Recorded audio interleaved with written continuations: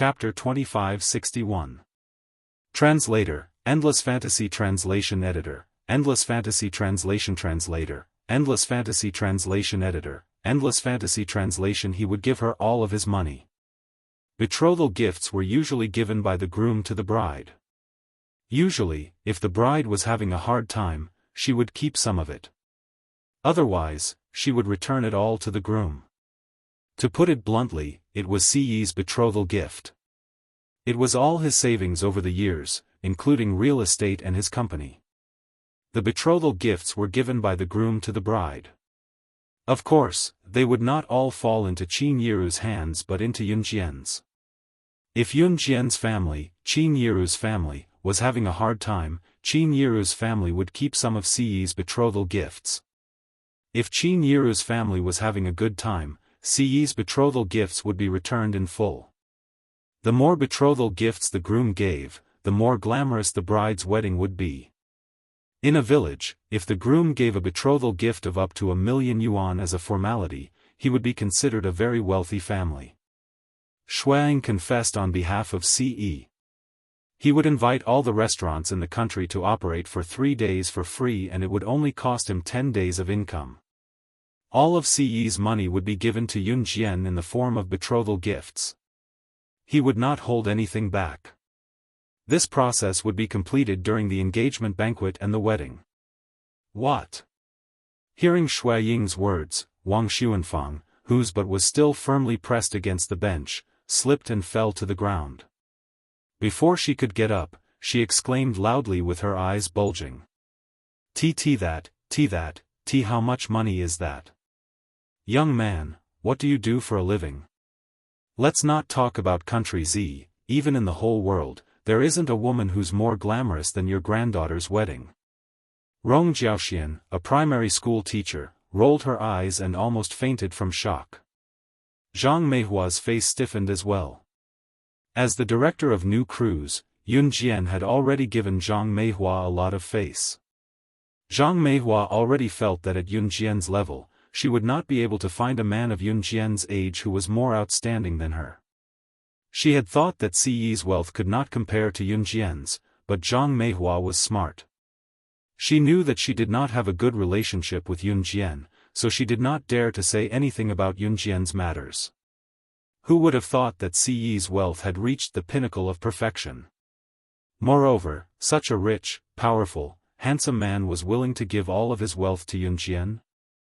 In this world, who else in the world could do that? Men were with the rich translation once, and Yun Jian, Zhang. What about Ce? He was willing to turn all of his wealth into a rare treasure called love. He would rather turn from the richest man in the world to a poor man with nothing in his pockets to give her that rare treasure called love. The group of old women present had lived for nearly a lifetime. They were used to seeing couples break up.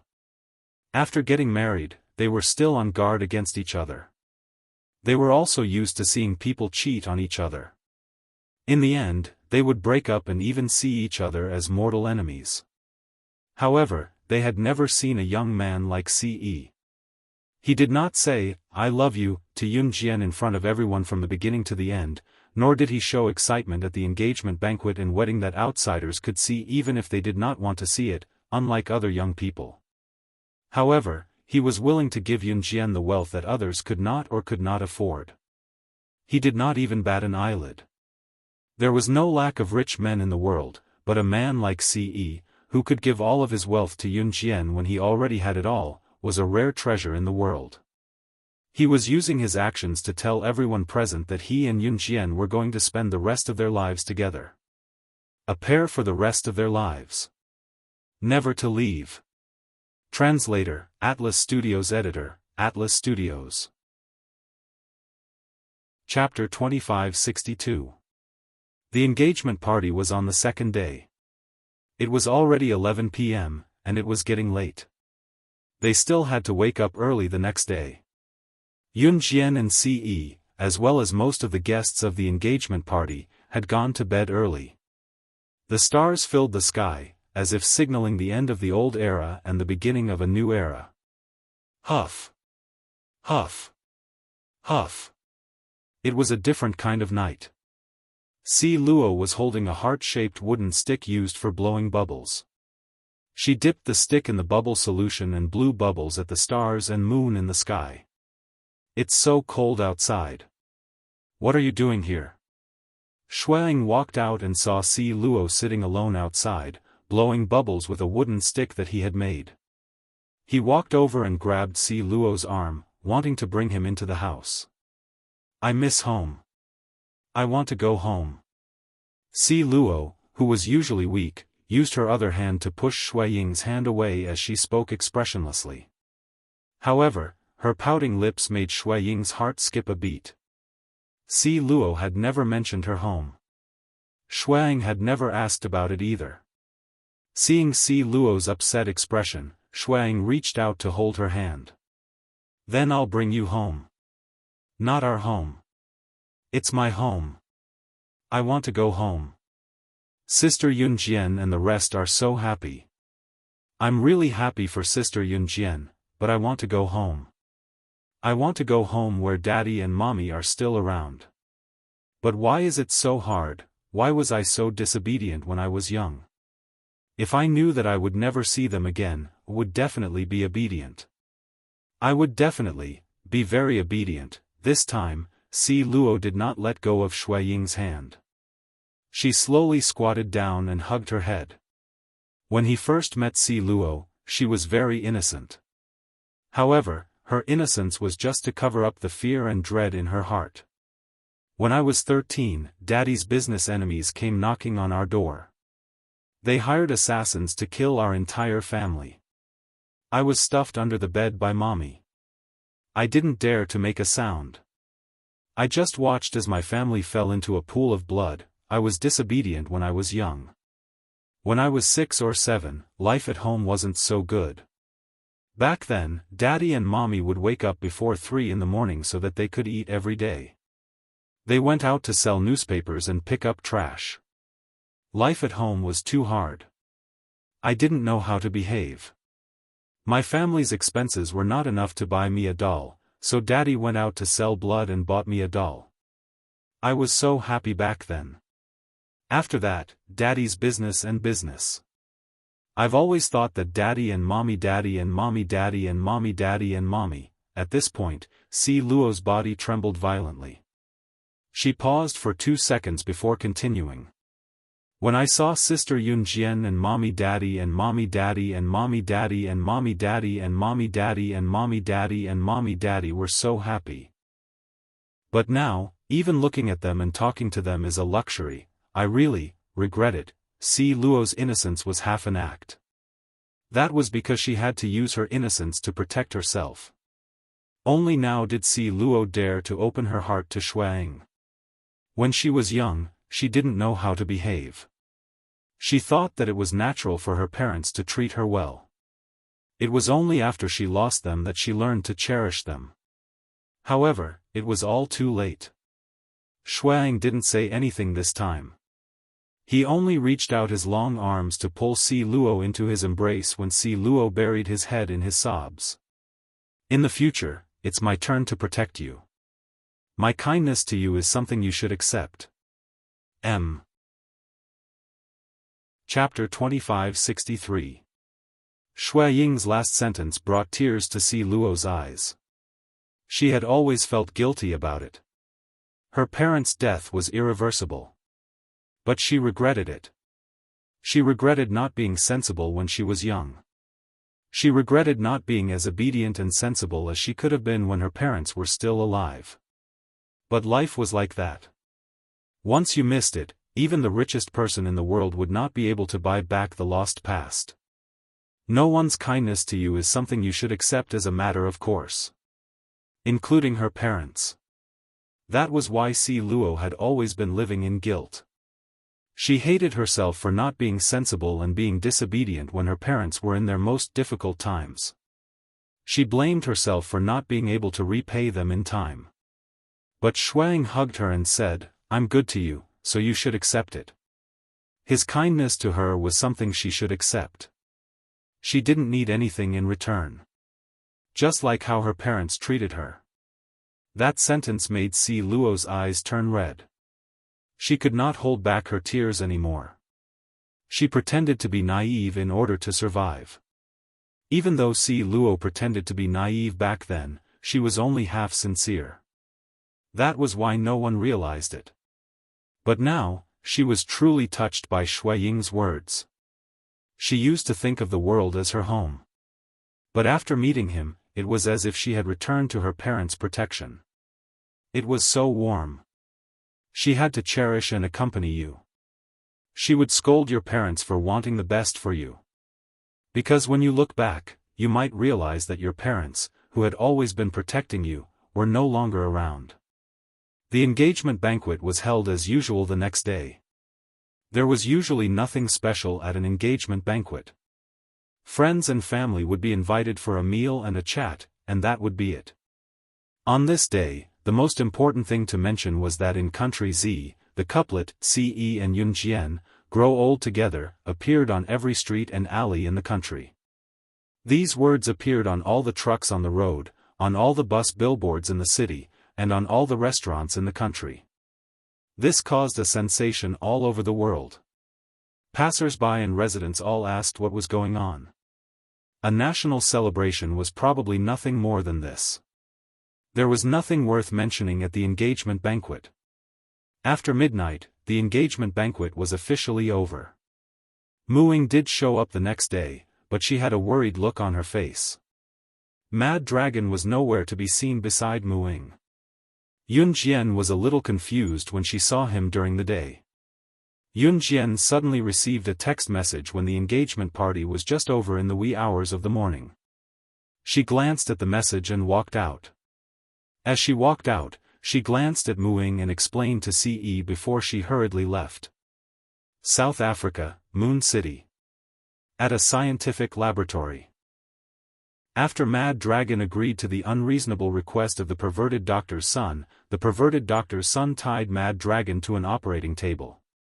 The perverted doctor's son held a scalpel and rubbed it until it made a "kacha" sound. Mad Dragon, let's make a deal.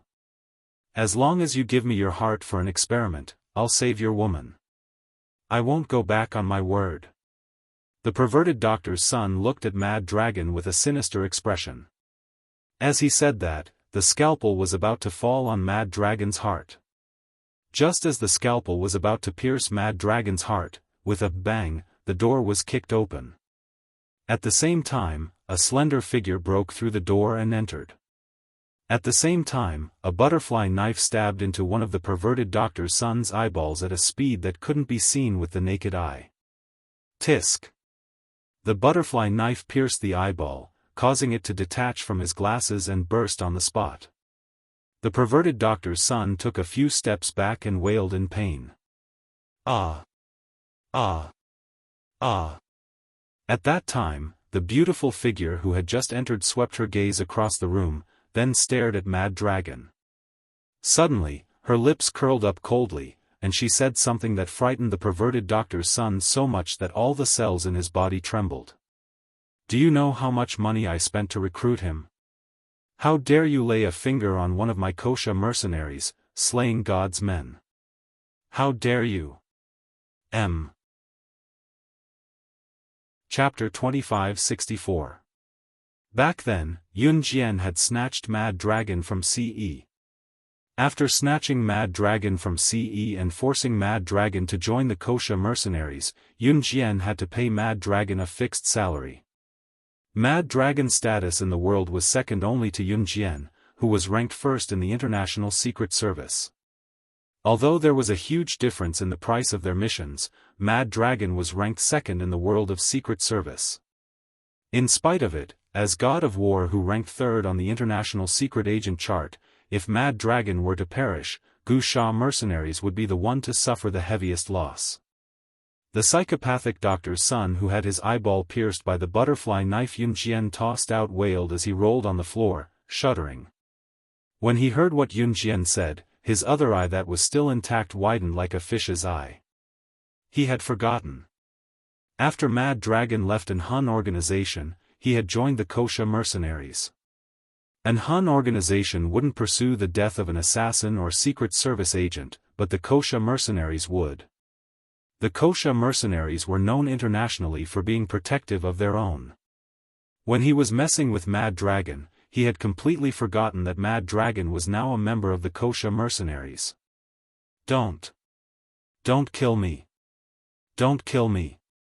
He covered his blinded eye and rolled on the ground, trying to beg for mercy from Yunjian. Seeing how terrified he was, Yunjian smirked. She walked over and took out another butterfly knife. She cut open the ropes binding Mad Dragon.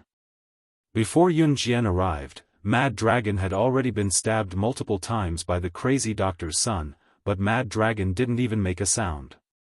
You touched my subordinate.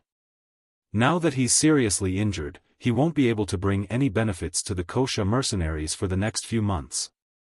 You know that the Wuxia mercenaries have always been protective of their own. Do you think I'll let you go? Yunjian stepped forward, her white shoes making a sound as she walked. She walked in front of the crazy doctor's son and said expressionlessly, "No, no, no, don't kill me. I'll do anything. I'll tell you anything. As long as you don't kill me." Unlike the crazy doctor's son, the crazy doctor's son was a coward who was afraid of death. At this moment, he was covering his bleeding eye. He didn't even care about the unbearable pain of having his eye pierced. Hand over the secret manual that your father taught you. Don't play any tricks. I have ways to kill you. Yunjian saw that the time was right and said calmly. If Yunjian was like Mad Dragon, asking for the secret manual or begging him for Muing, then the crazy doctor's son would definitely think that he had something that others couldn't get. Therefore, he wouldn't be willing to hand it over for a long time. However, Yunjian had pierced his eyeballs just now. There was no way he did not believe that Yunjian dared not kill him. Like an obedient dog, the man covered his eye and crawled to the side of the laboratory. He took out a very old book from a hidden bookshelf at the back of the laboratory and hurriedly handed it to Yunjian. Here. I gave it to you. You said you'd let me go. After stuffing the book into Yunjian's hands, the crazy doctor's son crawled out. However, he wasn't even halfway out. Holding the secret manual the man gave her, she spun around abruptly and tossed the butterfly knife with her other hand that was swinging it lightly. With a swoosh, the butterfly knife pierced the man's heart from his back. Ugh! You don't speak. Believe. Use. The crazy doctor's son turned his head around and shouted with all his might. However, before he could finish, Yunjian was already in front of him. She reached out and pulled out the butterfly knife from the back of the crazy doctor's son. She wiped the blood on the knife with a tissue as if she hadn't done anything. With a red arc, the crazy doctor's son uttered the last words of terror that he would ever hear in his life. I, slaying God, have killed countless people. When have I ever kept my word? Chapter 2565. Page 1/1. As soon as Yunjian uttered the last word, the psychopath's son's eyes widened and he fell to the ground. He did not even close his eyes as he stared at Yunjian. If one were to look closely, they would notice that his lips twitched in panic after he heard Yunjian's last word.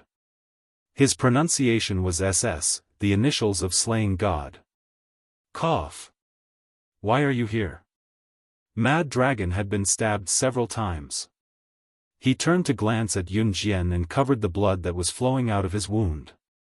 Mad Dragon was smart. He knew why Yunjian wanted the psychopath's son to bring the secret manual that the psychopath had left behind. That perverted PhD student had the habit of taking notes when he was alive, and all his knowledge and wealth were recorded in this secret book.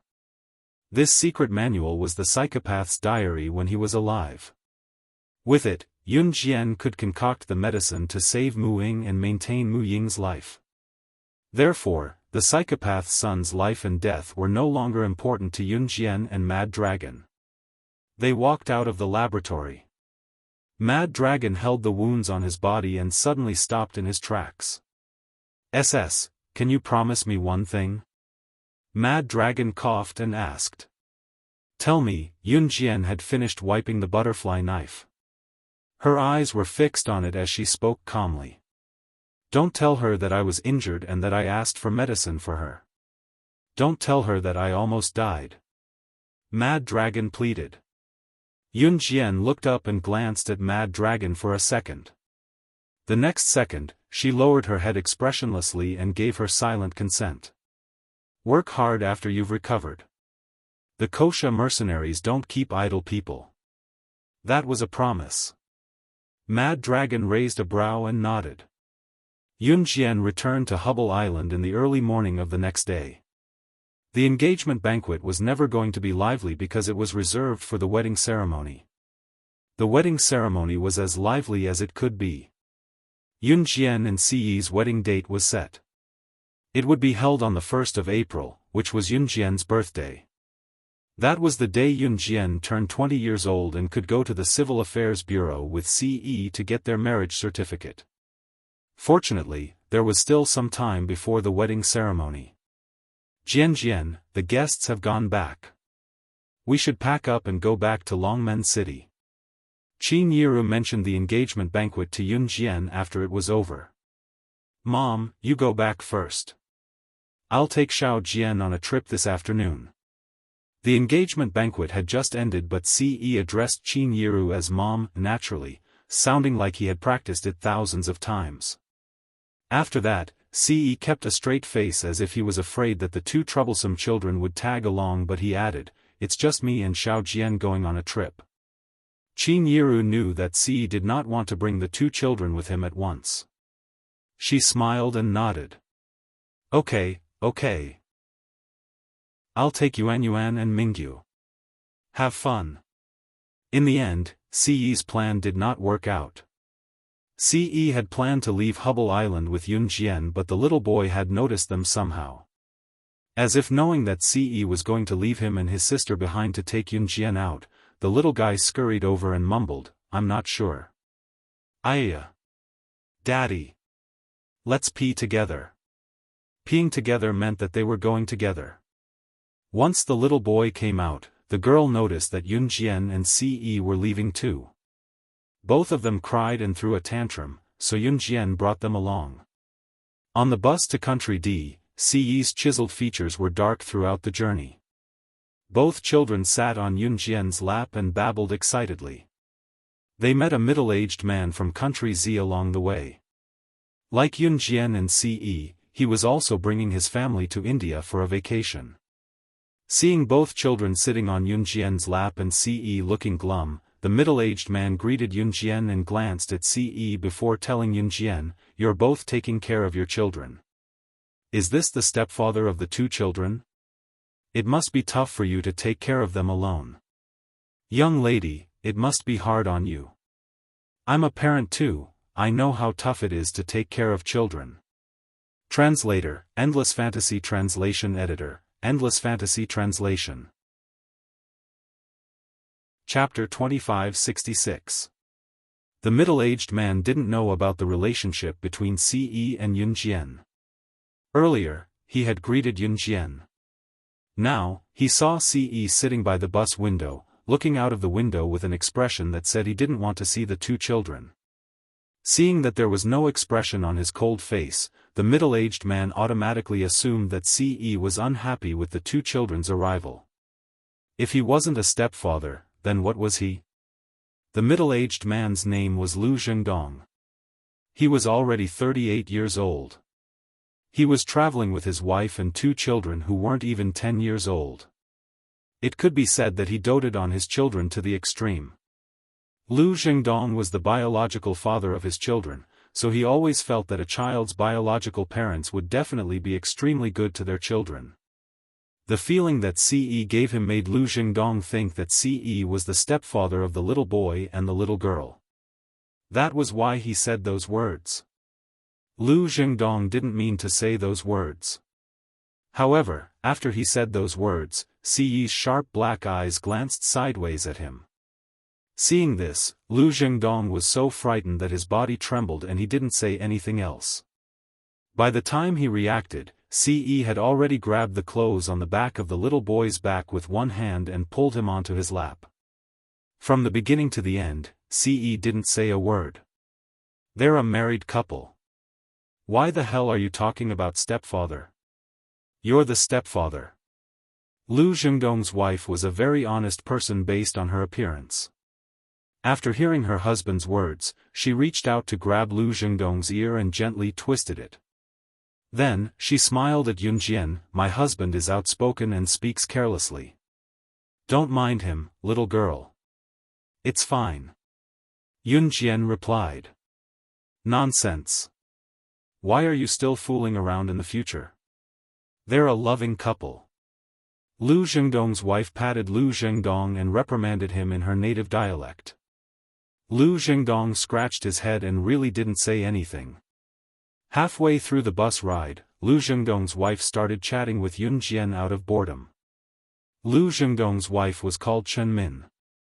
She was a very honest person. She had 2 children, a boy and a girl. Therefore, when he saw that Yunjian was young and had 2 children, 1 boy and 1 girl, he became interested and talked to Yunjian more. Yunjian and Ce's destination was the Golden Temple in D Country. The Golden Temple was a must-visit for tourists to D Country. The golden roof of the Golden Temple was built with 880 kilograms of gold. Its scale was very majestic. Upon hearing that Yunjian and Ce were also going to the Golden Temple, Chen Min hugged her 7-year-old daughter and said excitedly, "My family is also going there to play." It went smoothly. What a coincidence. In contrast to Chen Min's excitement, Yunjian merely blinked her eyes.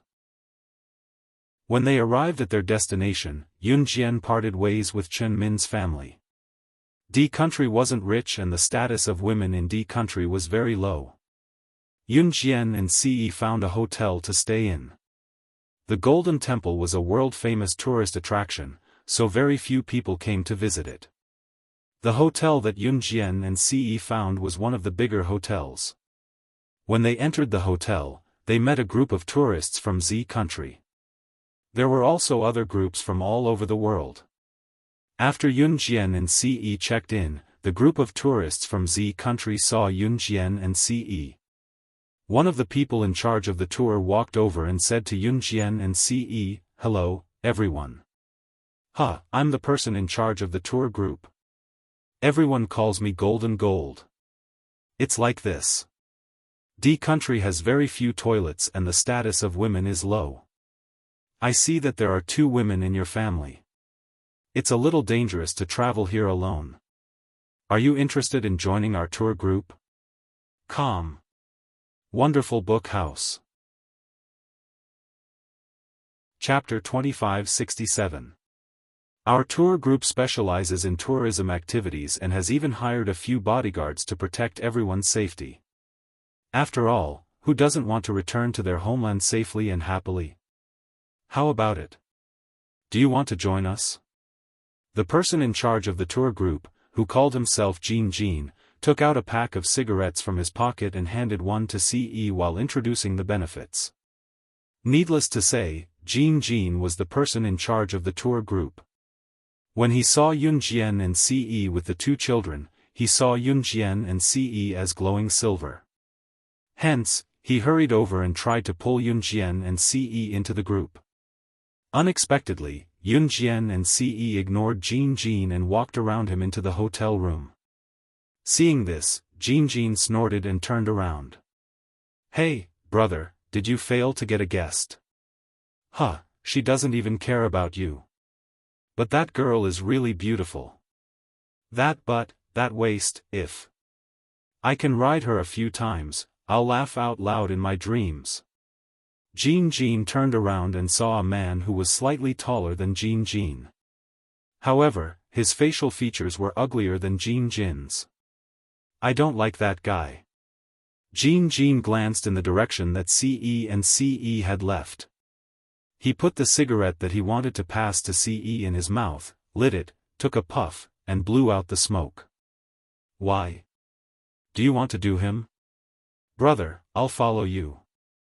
The perverted man in front of Jean said. TSK. Jean glanced at the perverted man and didn't reply. The original plan was to visit the Golden Temple the next day, so Yunjian went to bed early. At 3 in the morning, the little girl woke up because she wanted to pee. She cried and said the word, "Shu." The little girl needed someone to look after her, so Ce stayed behind while Yunjian carried the little girl out. She also wanted to go to the toilet. Germany was a country that was extremely short of toilets. Women here could only go to the toilet twice a day, and they had to go to the toilet in pairs. After asking around, the news he got was that the toilet was 5 kilometers away from the hotel. The little girl was fine after she finished peeing outside the door. After sending the little girl back to the hotel, Yunjian walked out by himself. She planned to go to the toilet 5 kilometers away. Country D was such a country. There was an extreme lack of toilets. In Country D, the chances of women being raped when they went to the toilet in the middle of the night were quite high. Just as Yunjian walked out, she bumped into Chunmin, who was on the bus. "Hey, are you going to the toilet too? I heard that the toilet is 5 kilometers away. It's not safe for us to go there alone.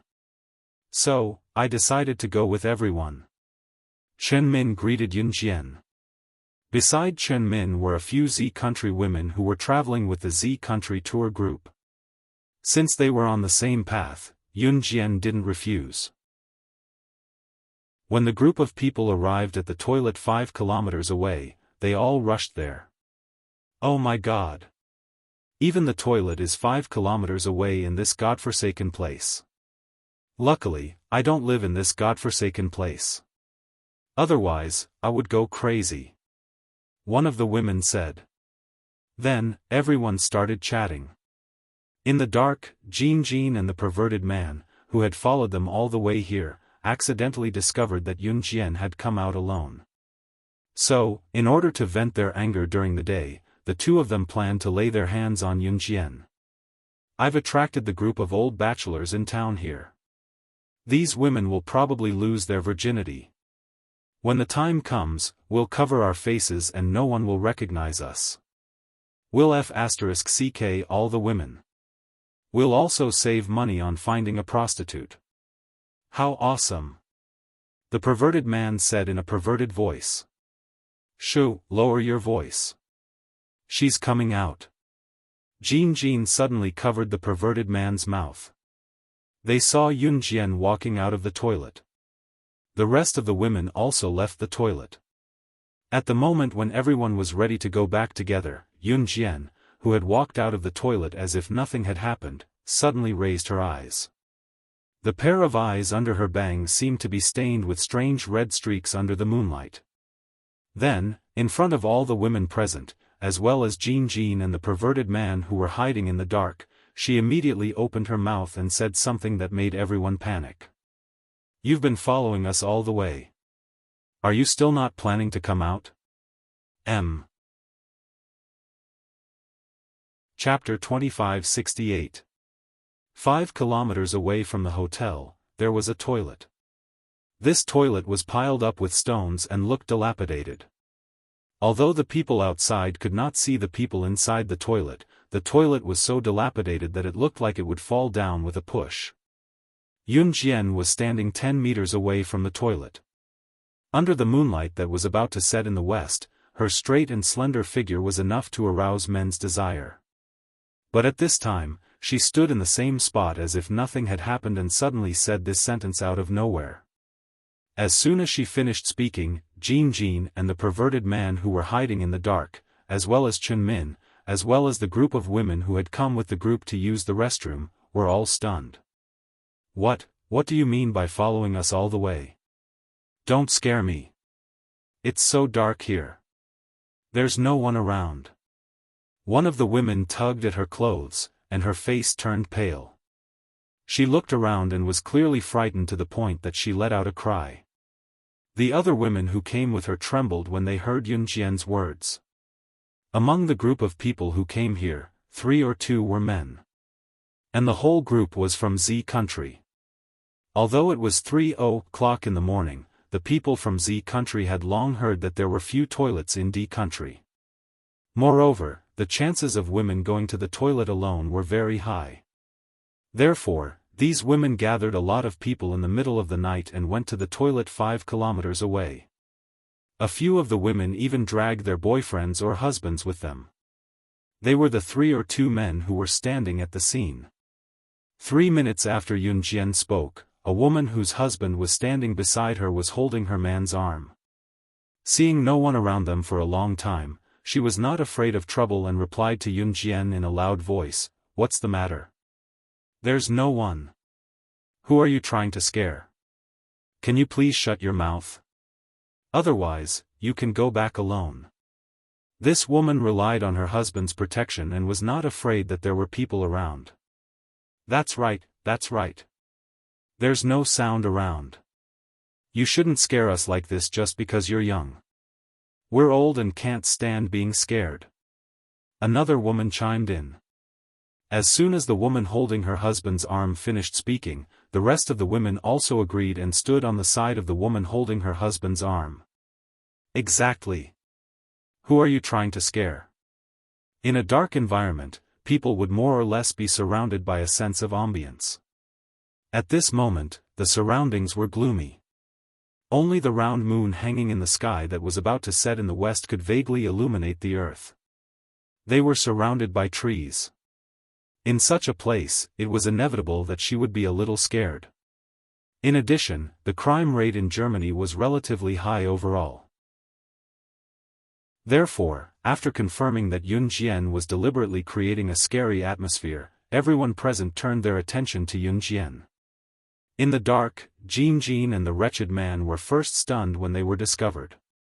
Then, they turned around quietly and wanted to escape. They had originally planned to take advantage of the situation when the group of old bachelors from D country appeared and all the women present were subdued. But they had been discovered. What kind of hearing did that woman have? Jin and the wretched man quietly turned around and prepared to leave.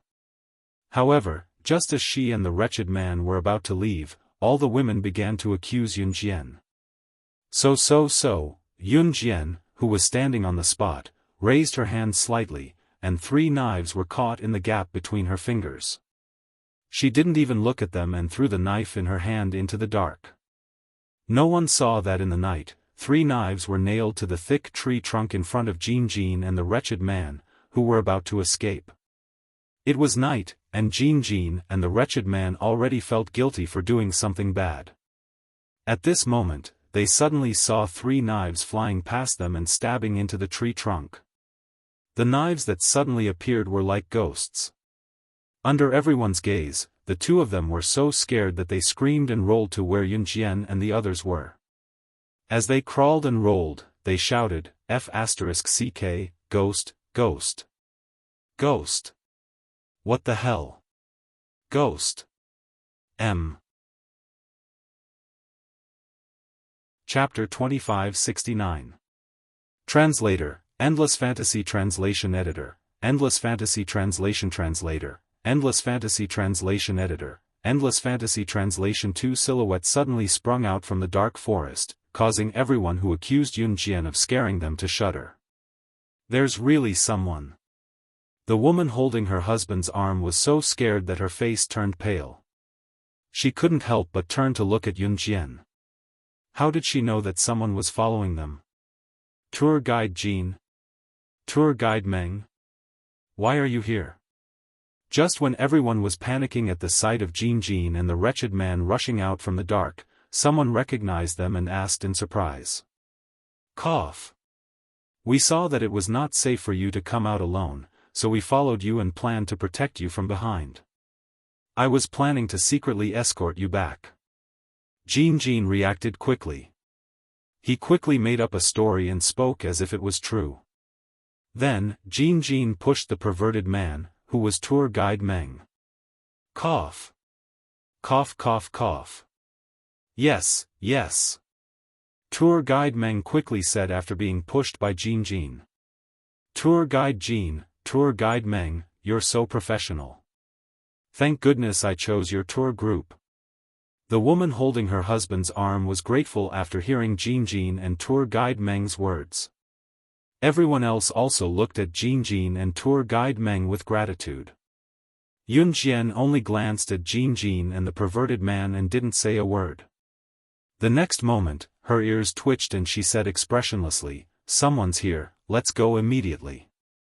Then, she didn't care if the people around her followed and left first. With the previous lesson in mind, the rest of the group quickly followed after Yunjian. A minute later, a group of old bachelors from Country D arrived and realized that there was no one there. F***CK.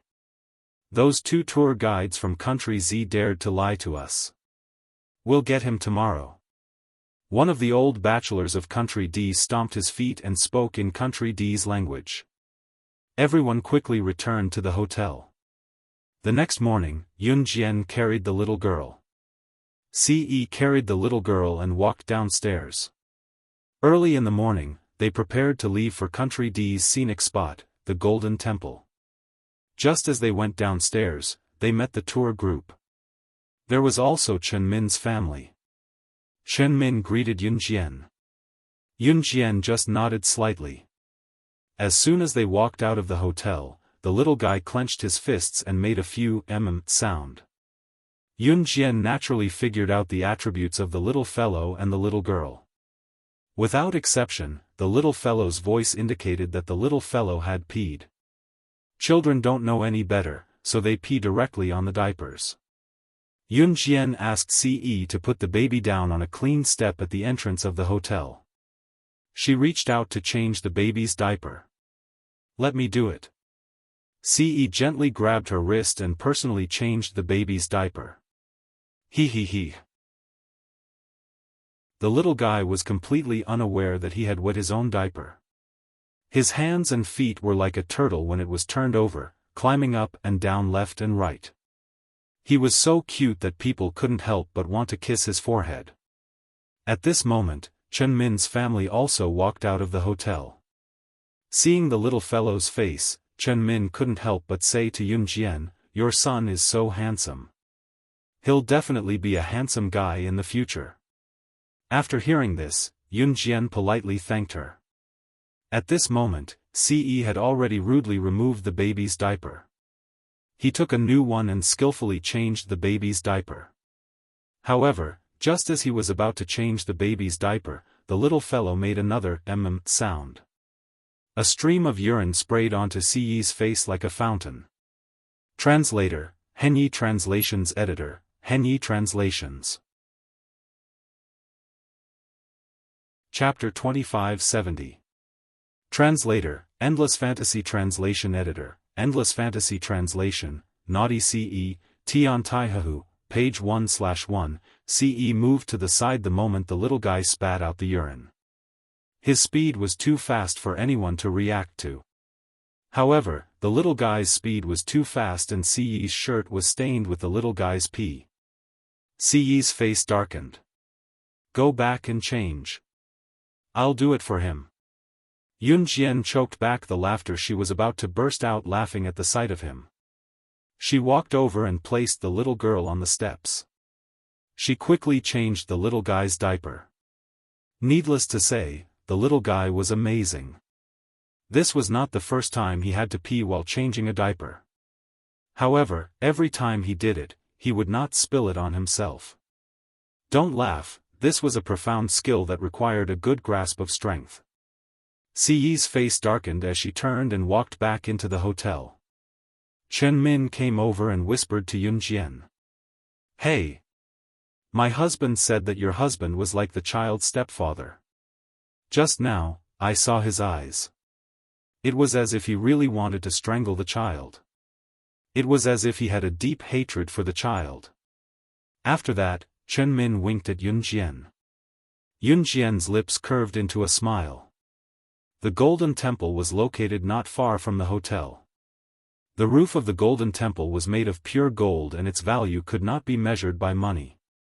Of course, if someone wanted to steal from the Golden Temple, it was obviously illogical. After all, this place was heavily guarded, and the gold had been built inside the golden temple, creating a huge temple. Unless someone was able to move the temple. Yeah. Yeah. Gold. Gold. Gold. Gold. The little girl clapped her hands excitedly when she saw the golden temple made of shining gold. At this moment, tour guides Jin and Meng were sitting not far away. Both of them were wearing masks. That was because early in the morning, the old bachelor who had failed to get his way yesterday had caught them and beaten them up. Jin and Meng clenched their fists. Their anger towards Yunjian and Ce increased by another level. "Brother, I can't take this lying down," tour guide Meng said. "I can't take this lying down either," Jin replied. Suddenly, the two of them, who were originally looking at Yunjian and Ce's family of four, looked at each other and formed a conspiracy. To reach the Golden Temple, one had to climb the nameless mountain near the Golden Temple. Usually, people who came here to play would be recommended by the hotel to visit the Golden Temple first before going to Nameless Mountain. Of course, most people would visit the Golden Temple on the first day and Nameless Mountain on the second. On the way back, Chen Min made an appointment with Yun Jian to go to Nameless Mountain with Yun Jian the next day. Yun Jian agreed. At 2:00 in the morning, Yun Jian finally coaxed the little fellow and the little girl to sleep. Ce went into the bathroom to take a bath. The two of them made a lot of noise and didn't fall asleep until midnight. Seeing that the night was beautiful, Yun Jian brought the telescope that the two of them insisted on buying when they were shopping at the Golden Temple and went up to the rooftop, the highest floor of the hotel. The highest floor of the hotel was the 6th floor, the highest floor in the vicinity. Looking down from here, they could see the entire scene, but the rooftop of the hotel could not be seen from other floors. The night was dark.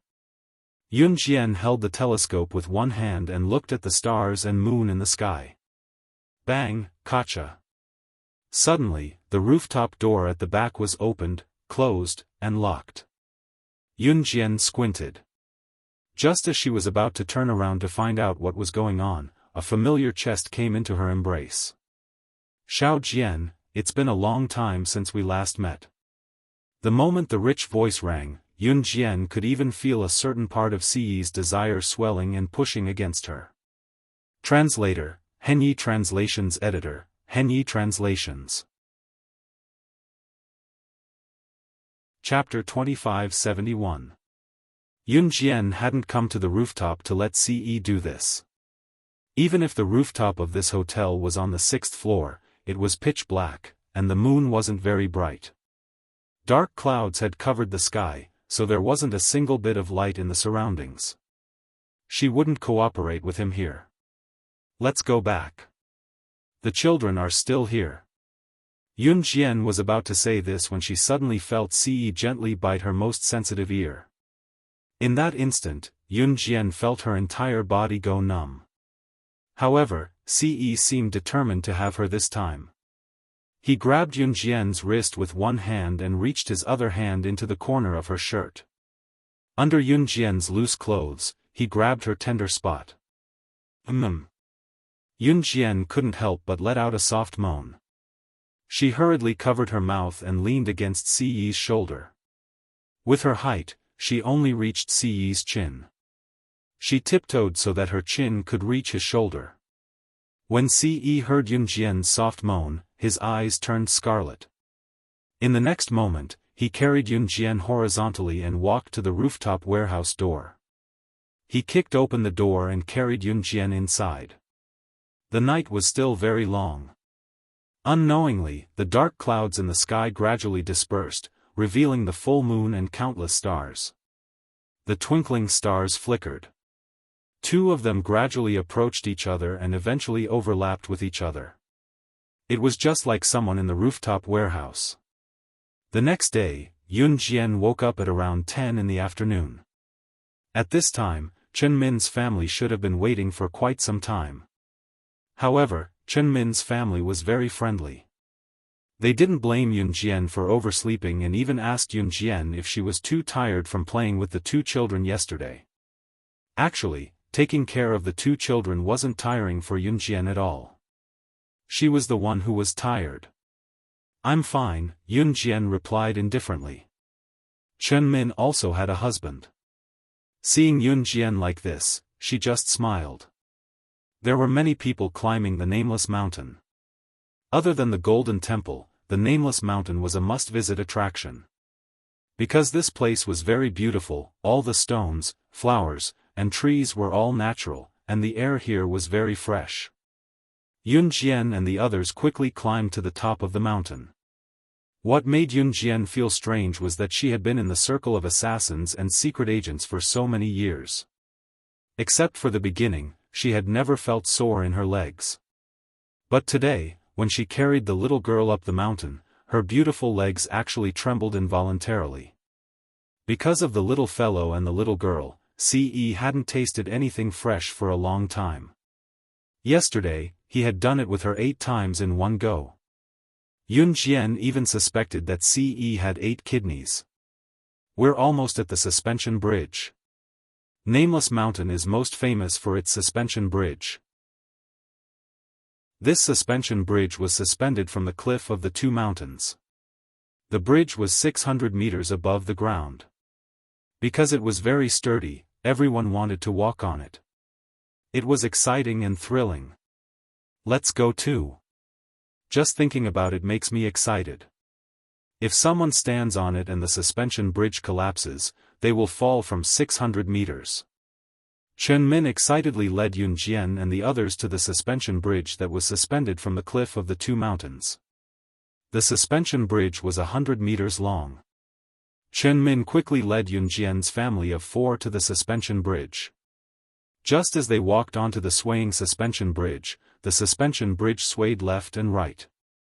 Chen Min panicked. "Oh my God! Don't tell me we're going to fall." Chen Min looked down at the 600 meters below them and her face turned pale. Of course not. The surrounding area is well protected. So many people have walked on this suspension bridge and nothing happened. How can we be the only ones in trouble? A stranger laughed and said. At this moment, Yunjian and the others walked to the center of the suspension bridge. Because below them was an empty 600 meters in the air, everyone was a little frightened. However, just as the man finished speaking, the chain on the side of the drawbridge suddenly loosened a little. Everyone panicked and didn't dare to move.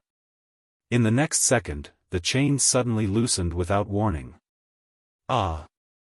The chain on the left side of the suspension bridge broke. At this moment, someone's frightened voice rang out. Hearing that, everyone who was still standing on the suspension bridge turned pale with fright. If the suspension bridge collapsed, it would be equivalent to them falling off a 600-meter high cliff. They would definitely die. Swoosh swoosh swoosh. The sound of the chain gradually breaking was like a nightmare that lingered in everyone's ears. It's over. It's over this time. I don't want to die. The people standing on the suspension bridge were so frightened that they didn't dare to move. They were afraid that if they moved, the sound of the chain breaking would become even faster. The workers by the cliff were already thinking of a solution. However, just as the chain was about to break completely and everyone thought that the people standing on the suspension bridge would be thrown off the cliff. Chapter 2572. Translator, Endless Fantasy Translation Editor, Endless Fantasy Translation, page 1/1, the suspension bridge was 100 meters long. Huge thick chains and some special materials were used to hang the bridge from the edge of the cliff between the two mountains. The bridge was firmly suspended in the air between the two mountains, which were 600 meters above the ground without any defensive measures. There were a few small suspension bridges that were suspended above the water, and the suspension bridges were only half a meter above the water. Even if there was a lake flowing violently below, there was a suspension bridge on both sides of the lake. Ordinary people who walked across the suspension bridge would be scared to death. Because there were at least dozens of people standing on the suspension bridge, some people would hold the railing and violently step on it in order to increase the excitement. At this time, even if they imagined themselves falling into the lake, they would panic and tremble. Not to mention that Yun Jian and the rest were standing on a suspension bridge that was 600 meters above the ground. If they fell, it would be a dead end. Furthermore, the suspension bridge's defensive measures were usually very sturdy and should be 100% safe. But the chains suddenly broke. This was something that no one could imagine. When the suspension bridge broke, there were at least 100 people on the suspension bridge. With so many people, even if the workers at the side pulled on the chains, they would not have the strength to hold on until the people at the foot of the mountain came to rescue them. In this kind of situation, it was usually certain death. Just when everyone thought that they were scared out of their wits, Yun Jian suddenly flipped over and stepped on the thin railings of the suspension bridge. Like a circus performer walking on a tightrope, she walked on the railings that were used as handrails when people walked on the suspension bridge. Not only did she not fall. Moreover, she was sprinting towards the side of the cliff where the suspension bridge had broken the iron chain. The suspension bridge was full of people and walking on the railings was the fastest way to reach the cliff. But other than Yun Jian, most people would not even be able to stand on the railings. Even the circus performer who walked on a tightrope would not be able to do this in this kind of situation. Quickly look. That young lady. She actually.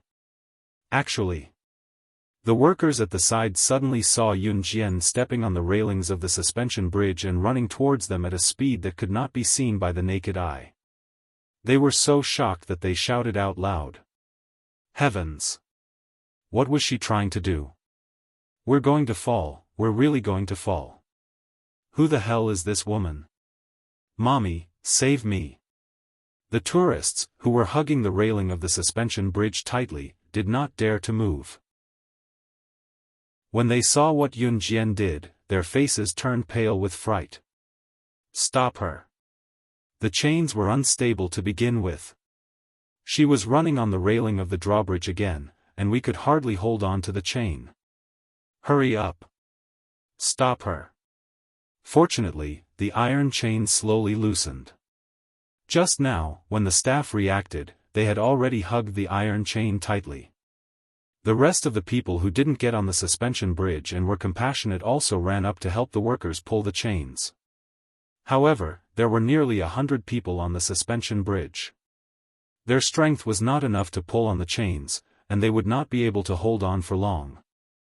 Especially now that Yun Jian was running on the railing of the suspension bridge, it was simply putting pressure on them. Quick! Stop her. We can't hold on any longer. Is the engineer who can repair the chains on the mountain? A staff member pulled on the completely broken chain with everyone else. He used all his strength, and even the veins on his neck were protruding. He used all his strength to yell in a hoarse voice.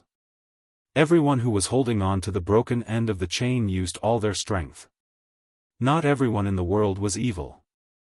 This group of people who reached out to help had no relationship with the people trapped on the suspension bridge, but they reached out to help and held on to the chains tightly. Their feet were slowly inching towards the edge of the cliff. They could let go, and then they would be safe, but they were still trying their best. They could not hold on any longer. Just when everyone thought that the people on the suspension bridge would be thrown off the cliff like a kite with a broken string, Yun Jian had already landed on the flat ground with ease. She quickly walked to the broken chain, and without saying anything, she took the tool that she had prepared to use again. She used the tool to rub the broken part of the chain, and in a few moves, the broken part of the chain was perfectly repaired. She successfully completed this series of steps in less than a minute. At this moment, the workers who were holding on tightly to the chains and waiting for the engineer to come up and fix the chains, as well as the tourists, including the people on the suspension bridge who were criticizing Yun Jian for putting pressure on them, were all stunned. Their eyes widened. 3 minutes later, the staff from just now took the lead and exclaimed at Yun Jian when they realized what was going on. Are you the top engineer in the world? Normal engineers would not be able to repair the suspension bridge so quickly. We hired the top engineers in the world to maintain and build the suspension bridge. Around us, only Mr. Kenani has the ability to fix the current problem. May I know your name? Translator, Tim. Editor, Tim. Chapter 2573. There were so many people at the scene just now, and there were also repair tools at the scene. However, the staff and the tourists were desperately holding on to the iron chain. No one tried to fix it because no one knew how to fix it. Actually, it wasn't that there weren't any engineers at the scene, but this engineer didn't know how to fix such a difficult thing. This engineer only checked the safety factor of the suspension bridge every day. Don't be fooled by the dangerous games in the amusement park, as well as the suspension bridge, where one mistake could lead to heavy losses. It required the relevant personnel to be stationed all year round to check the danger factor every day. After this staff member took the lead to call out to Yunjian, the surrounding people were all stunned. The people on the suspension bridge were scared silly. Everyone immediately left the suspension bridge. The women were all wiping their tears. It was obvious that they were really frightened. As for the men who didn't want to cry because of their pride, they were so scared that their legs were trembling. Scared me to death. I don't dare to come to this kind of place anymore. Chen Min hugged her child tightly. She was so scared that her face turned pale. Even at the most frightening moment just now, Chen Min's first reaction was to hug her child tightly. Just now, the situation was urgent. When they went up the mountain, Ce was carrying the two children because he was afraid that Yunjian would be tired. That was why Yunjian was able to rush to the cliff to save the situation. At that time, Ce didn't have the slightest bit of modesty. The little girl and the little guy were laughing and playing with each other in Ce's arms. They didn't feel the slightest bit of danger. After recovering from her shock, Chen Min walked to Yunjian. She saw that Yunjian's family of 4 didn't seem frightened at all. She swallowed hard and said to Yunjian, You weren't scared just now? You actually did something so dangerous. What if you fell? Chen Min had just finished speaking when Yunjian interrupted her. In my world, there are no accidents. In her world, there was only success. There were no accidents. Chen Min swallowed her saliva and didn't say anything else. The accident happened too suddenly, but thank you very much. On behalf of all the staff and all the tourists who almost died on the suspension bridge, I would like to apologize to you for doubting your ability. Thank you, young lady. After a false alarm, the staff member walked up to Yunjian and bowed to her sincerely. The staff member thought that Yunjian would say, You're welcome, but Yunjian sneered and said to him in a sarcastic tone, Do you really think that the breaking of the chain was an accident? The staff member was stunned. What do you mean? Investigate who sent the staff away to touch the chains yesterday and today. You will definitely know what is going on. Yunjian glanced at the staff coldly. Just now, her child was also on the suspension bridge. This accident that almost happened was completely caused by the negligence of the staff. This was not something that could be forgiven with just a word of thanks and an apology. It's him. It must be those two. Now that I think about it, they made excuses to send us away this morning. It must be them. One of the staff members also heard Yunjian's words. The staff member frowned and suddenly pointed at Jin and tour guide Meng who were standing not far away. Everyone was shocked. Jin and tour guide Meng saw this and didn't say anything to refute. They were so scared that they turned around and ran away. Stop them. Quick. The crowd panicked. But just as Jin and tour guide Meng were about to walk down the mountain, everyone saw a small figure swish in front of Jin and tour guide Meng. She raised her leg high and kicked Jin and tour guide Meng to the ground. Several staff members quickly rushed over. Yunjian kicked Jin and tour guide Meng in front of several staff members and said coldly, Send these two guys to the international prison. Tell them the code word. If they become gods by killing, they will never be able to get out of prison in this lifetime.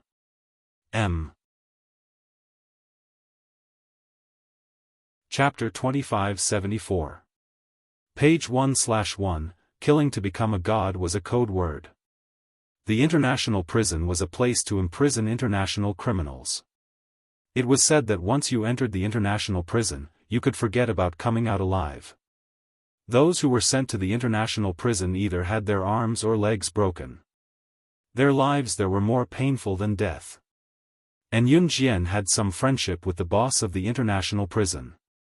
In other words, Jin Jin and tour guide Meng's actions had seriously endangered the lives of many people. Yun Jian, on the other hand, told the staff to throw Jin Jin and tour guide Meng into the international prison. This was no different from killing Jin Jin and tour guide Meng.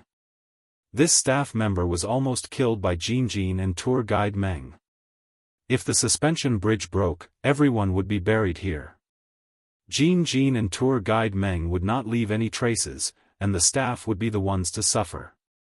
Perhaps because of Jin Jin and tour guide Meng, these staff members would be ruined for the rest of their lives. One had to know that since the suspension bridge was built, it meant that the suspension bridge was definitely not dangerous. Of course, unless it was man-made. The staff member was disgusted with Jin Jin and tour guide Meng after finding out about their behavior. Hearing Yun Jian's words, the staff member hurriedly responded, "Good. I will make sure that they are severely punished." At this time, the tourists who had just escaped from the suspension bridge heard about this. They stood up one by one and personally escorted Jin Jin and tour guide Meng away. The group of tourists who had been brought to D country by Jin Jin and tour guide Meng all exclaimed, "Those two evil people. To think that I thought they were good people. I didn't expect them to almost harm us. This kind of scum deserves to die." As it turned out, Jin Jin and tour guide Meng were done for. After staying in country D for 3 days, Yun Jian and Ce did not stay for long, returning to Longmen City in a low-key manner by car. After Yun Jian and Ce returned to Longmen City, the next day, the news reported that 2 tour guides of a certain tour group had lost their humanity and hundreds of innocent people had died at country D's nameless mountain. In the end, perhaps even the heavens couldn't stand it anymore. On the way to the international prison, the truck carrying them suddenly flipped over and went down the mountain. Jin Jin and tour guide Meng were killed on the spot. On the other hand, the driver of the truck was completely unscathed. There was no sign of injury at all. When Yun Jian saw the news, she closed her eyes and turned to look at Ce, who was staring at her intently. Needless to say, this matter was definitely done by him. Of course, Yun Jian didn't ask too much. She packed her luggage and planned to go back to school in Jiangxing City. After a while, she would set off for Yun Province's Hidden Dragon Mountain. On the Hidden Dragon Mountain, there was a third artifact that was enough to kill the mysterious man. She had never forgotten. But before that, she had to go back to Jiangxing City to study for a period of time. It had been a long time since he went back. When Ce saw that she was halfway through packing, he stretched out his slender fingers and massaged his temples. "Xiao Jian, if there's something I'm hiding from you, will you blame me?" he asked abruptly. His words made Yun Jian's hand pause in the middle of packing. "It's okay if you blame me. You're mine when you're alive and you're mine when you're dead." Ce moved his lips and passed a document to Yun Jian in the next second. Yun Jian merely glanced at the document nonchalantly. Her pupils contracted in the next second. Yun Jian, who had always been calm, looked shocked. On the document that made Yun Jian's expression change, it was written as follows: Top reading website, M. Chapter 2575. There weren't many things in the world that could make Yun Jian reveal such an expression. However, what was written in the information was beyond Yun Jian's imagination. Is this true? Yun Jian pursed her red lips. Her shocked and incredulous expression was replaced by an unconcealable joy. "I've been hiding it from you because of Hun's rules. They don't allow the assassins and agents in the organization to have any attachments. Your brother is an exception." Ce nodded. He had been hiding this from her for a long time. At first, it was because he had lost his memory of being a senior immortal and didn't recognize Yunjian. Therefore, he only treated her as an agent of Hun. Later, he couldn't bring himself to say it. He was afraid that the loving relationship he had built with great difficulty would be ruined by this incident. Finally, he mustered up the courage to speak. As the leader of Hun, Ce killed people without batting an eyelid. He never did things sloppily. However, when it came to her, whenever it concerned her, even if he had done something bad to her, he would hesitate for a long time. Mustering up the courage to speak. These words didn't exist in Ce's mind before he met Yunjian. Ce was already prepared for Yunjian to be angry with him after she read the information he gave her. However, Yunjian's hand that was holding the information trembled violently. In the next moment, she suddenly threw the information on the floor and rushed up to him. She hugged Ce. Then, she used her actions to tell Ce that after she found out about this incident, it didn't matter if she was angry or not. Instead, she became even more proactive. That night, Ce enjoyed Yunjian's unprecedented actions. For Yunjian to be so proactive after she found out, Ce must have taken out this information when he had just confirmed his relationship with Yunjian. Then, wouldn't he be able to eat meat earlier? He might even have formed a football team. He Province, Suzhou. As a province in the central region, He Province wasn't prosperous, but it didn't retire either. In Suzhou of He Province, the class differentiation was very obvious. In the city, the rich were filthy rich, while the poor were so poor that they had to beg. In this era, the country had yet to give all homeless people a place to stay. Now, there were no longer any homeless people who begged on the streets. They didn't even have a place to sleep at night, so they had to sleep in the gutters. That was because the country was paying for these poor homeless people. Everyone could eat their fill and eat well. At this point, he had to mention that it was good for the country to be strong. In this era, there were still many homeless people on the streets. Longmen City had always been a place where men plowed and women weaved, so there were basically no beggars in Longmen City. He Province's Suzhou was different. The economic conditions here were more backward than Longmen City. Many people could still be seen huddled up in public places such as the train station. In a slum in Suzhou. It was a 19-year-old girl with a black hat on her head. She was dressed in simple clothes, but they couldn't hide her perfect figure. She shuttled through the slums and soon arrived at a dirty place. Matching the address written on the slip of paper in her hand, Yunjian walked into a slum. Coming to the second floor of the slum, Yunjian saw the door open just as she reached the staircase. In a dilapidated room, a poor woman dressed in sackcloth was bending over to cook a simple meal in a pot made of firewood. You guessed it right. Her parents in her past life weren't dead. It was Ce back then who got someone to hide this matter, so she couldn't find out about it no matter how hard she tried.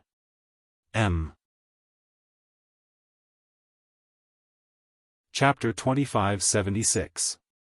Page 1/1. Most of the people in the slums lived a life of hunger and cold.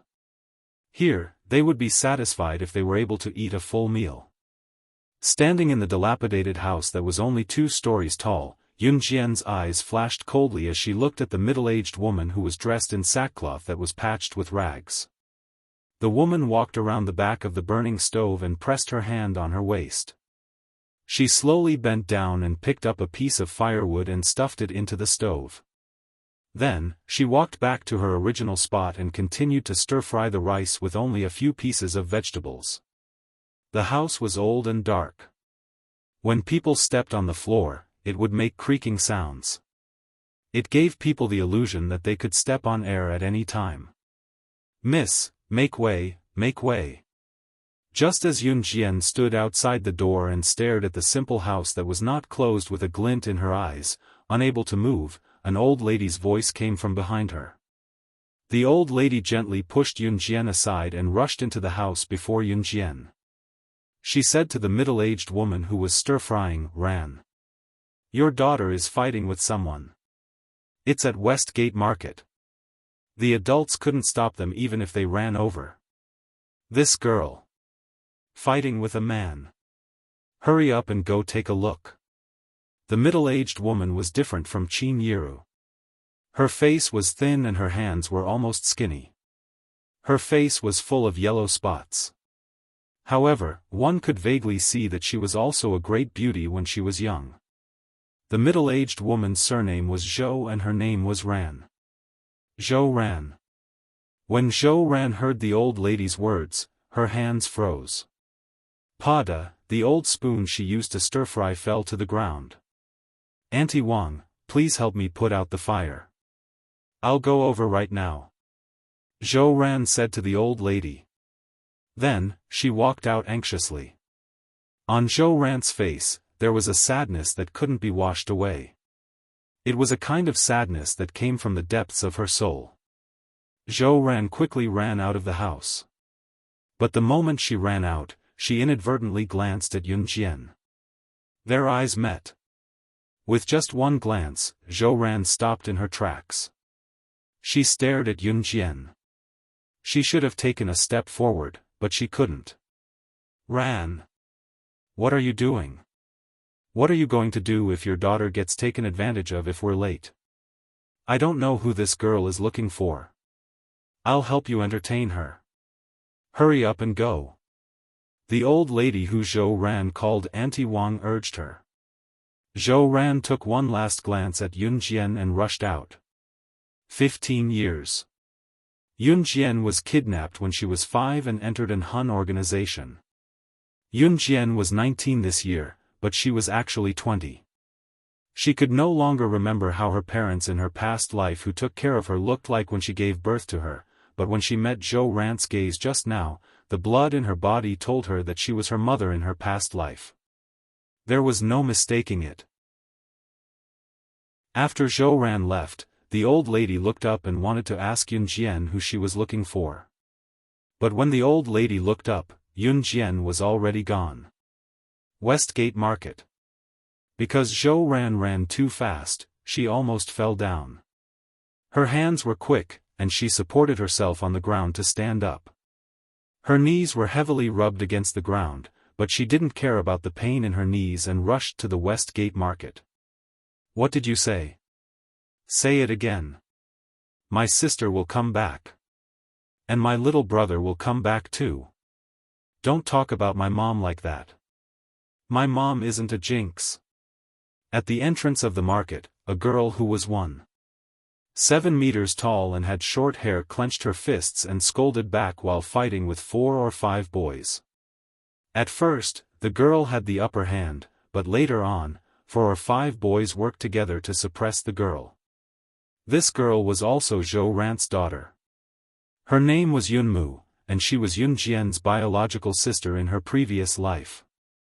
She was only 2 years younger than Yun Jian's body in her previous life. Which meant that she was only 1 year younger than Yun Jian's current body.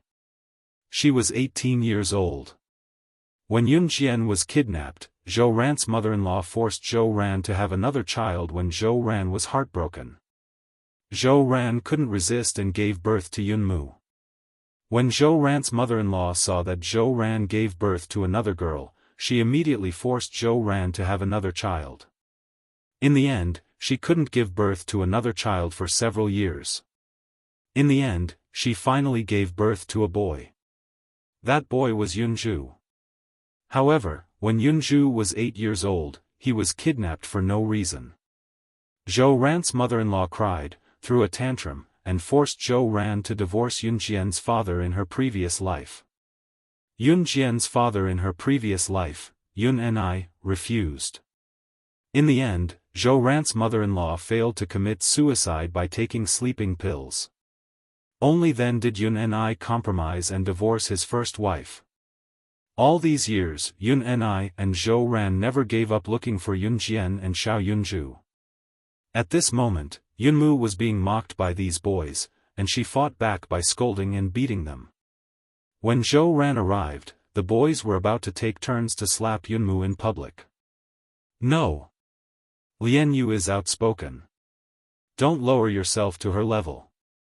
If you want to hit me. Zhou Ran rushed over. Just as Zhou Ran rushed over, she suddenly felt a figure that was countless times faster than her flash past. In the next second, the figure suddenly appeared in front of the boys. A second before a boy in front of them was about to slap Yunmu, the figure reached out and grabbed the boy's wrist. Then, the sound of a wrist bone breaking echoed throughout the room. Crack, crack, translator, Henyi Translations editor, Henyi Translations. Chapter 2577. The boy whose wrist was being pinched by Yun Jian suddenly let out an earth-shattering howl. Ah! Ah! My hand! Mine! Crack, crack, accompanying the boy's scream was the sound of his wrist bones being broken one after another. Westgate Market was the most dilapidated market in the slums.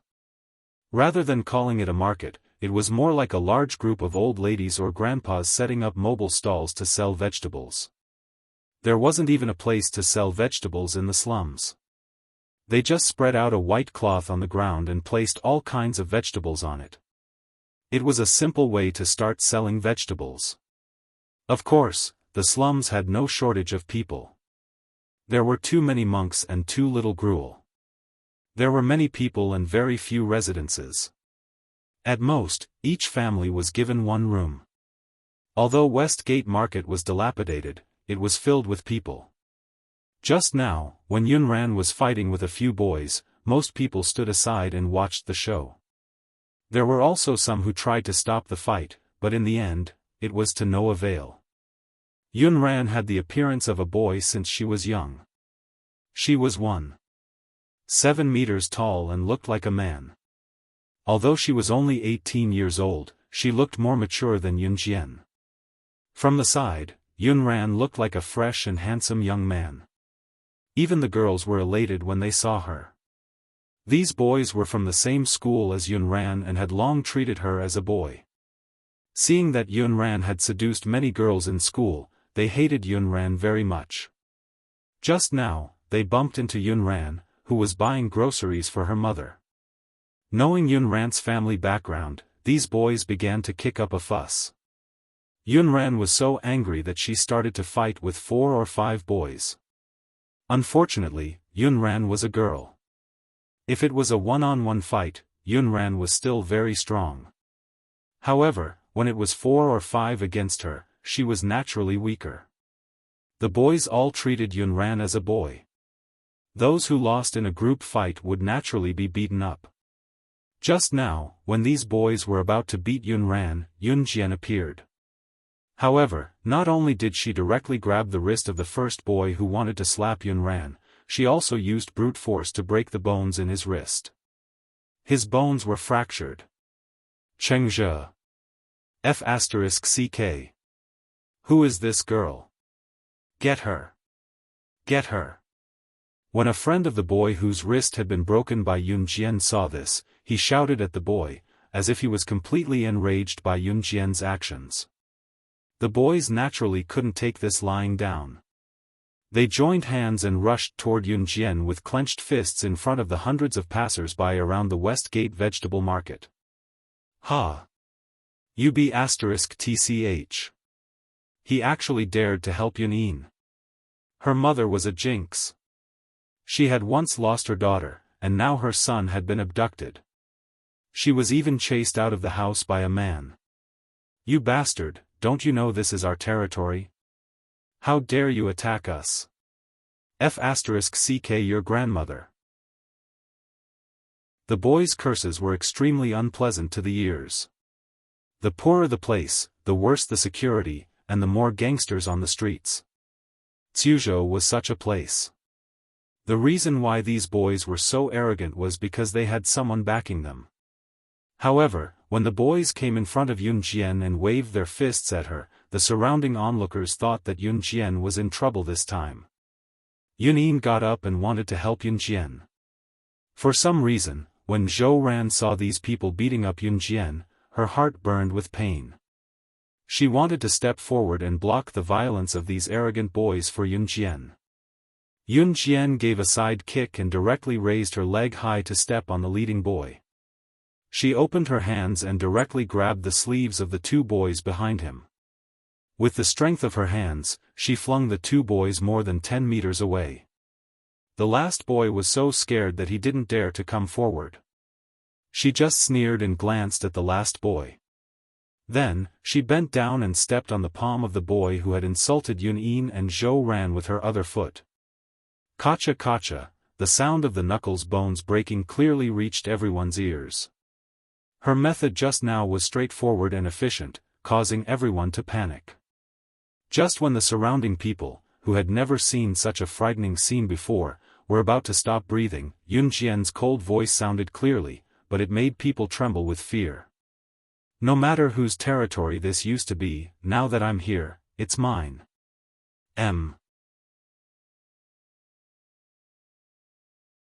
Chapter 2578.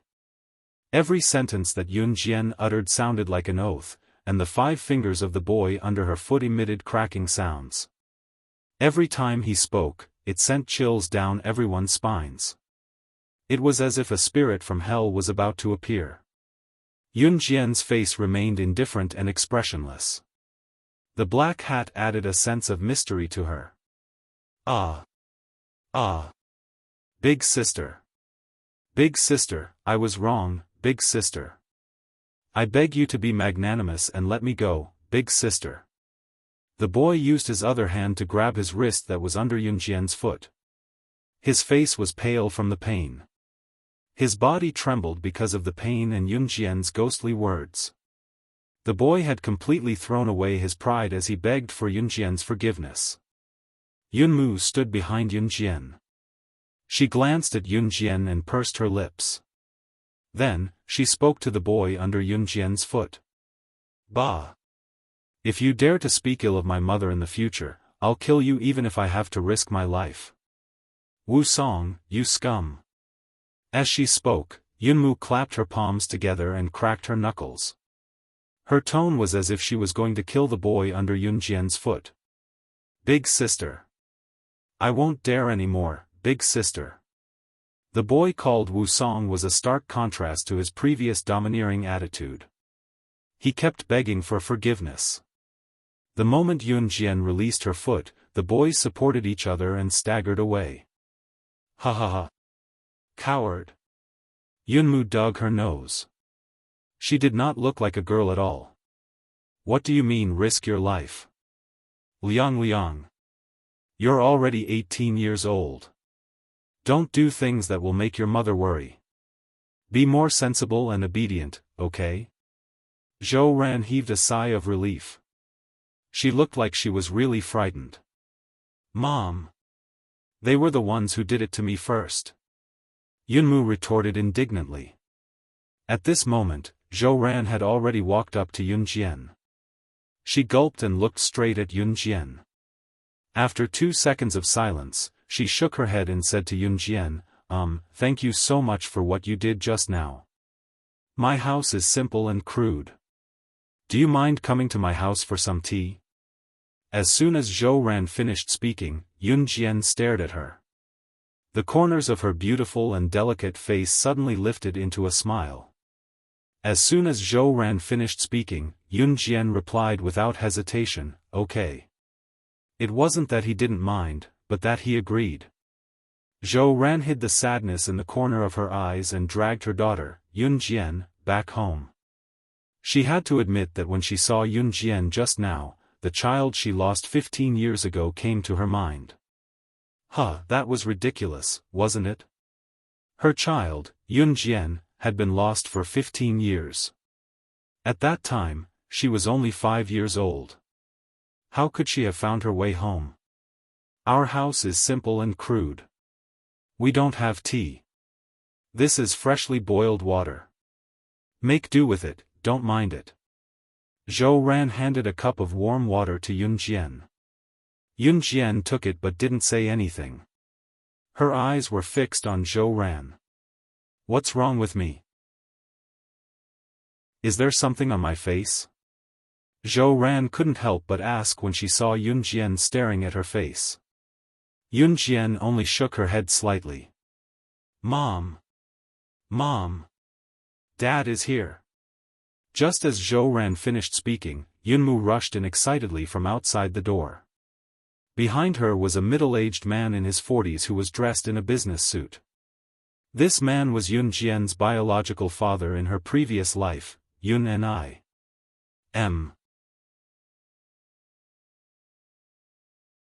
Chapter 2579. After Yun Ni walked into the house, he glanced at Yun Jian, who was sitting in the room, and then said to Zhou Ran, "Do you have a guest?" As he spoke, Yun Ni did not avoid it. He took out a large stack of red 100 yuan from his briefcase and handed it to Zhou Ran. "Ran, take the money." When Zhou Ran saw the money, tears fell again, but she still reached out with trembling hands to take the money from Yun Ni. Compared to Zhou Ran and Yun Ran, Yun Ni's clothes were much better. That was because Yun Ni was an old employee of a company in Suzhou, and his income was not low. The clothes he was wearing were distributed by the company, so naturally, they were not too shabby. In fact, Yun Ni's usual clothes were very simple and crude. "Take this money and ask old Zhang to go out and find them. Don't be afraid. We still have a long life. We will definitely find the child. There is nothing money can't do. The child will come back one day." Yun Ni put his hand on Zhou Ran's shoulder and said this. In the end, even his own voice was slightly hoarse. Yun Ni wiped his tears fiercely and smiled. He turned to walk out and then said, "Then, take good care of the guest. If I don't go back, I will be discovered." Although Yun Ni and Zhou Ran were divorced, he had been saving money for Zhou Ran. It had been 15 years since Zhou Ran took this money and begged people to find Yun Jian and Yun Zhu. For 15 years, they wore tattered and mended clothes and lived like beggars. Even food and clothing were problems, but they never gave up looking for their child. "Dad. Be careful on the way back," Yun Lian said to Yun Ni. "Yes. Okay." Yun Ni nodded. But just as Yun Ni walked out and was about to leave, two figures suddenly appeared at the gate. The two figures were one old and one young. The old one was an old lady in her 50s or 60s. She was dressed in ordinary clothes. In this slum, she should be considered rich. Actually, they were just dressed like a well-off family. The one missing was a woman around 36 or 37 years old. She was also dressed gorgeously. As soon as the old lady appeared, she glared at Zhou Ran and scolded Zhou Ran. "Sure. You bitch. She has divorced Ni for so many years, yet she is still pestering Ni. What are you doing with our family's money? What do you want to do?" The old lady was Yun Ni's mother. She was also the mother-in-law who tried to commit suicide by swallowing sleeping pills and forced Yun Ni and Zhou Ran to divorce. "Leave yourself alone and live a good life. However, you have been harassing my Ni all these years. Damned lowly maid. Ni is going to marry when next month. You lowly servant, mistress. Go and die as soon as possible." As the old lady spoke, she pulled the 36 or 37-year-old woman standing beside her and scolded Zhou Ran. This 36 or 37-year-old woman was Wen, who was going to marry Yun Ni next month. Shuntu Wen was an employee of the same company as Yun Ni. However, her position was lower than Yun Ni's. Therefore, God liked her very much and forced Yun Ni to marry her. Yun Ni did not agree and delayed it for so many years. Mistresses have been causing trouble since ancient times. "Bitch! How dare you take my family's money after you are divorced? I will beat you to death." The old lady stared at the stack of money in Zhou Ran's hands and was so angry that her hair stood on end. She rushed over and wanted to grab Wen's hair and fight with her to snatch the money. However, just as the old lady's hand was about to land on Zhou Ran, a pair of beautiful hands grabbed the old lady's collar. Who are you?" "This is my family's business." "You are an outsider. Get out of here." The old lady saw Yun Jian suddenly stand up and she scolded Yun Jian.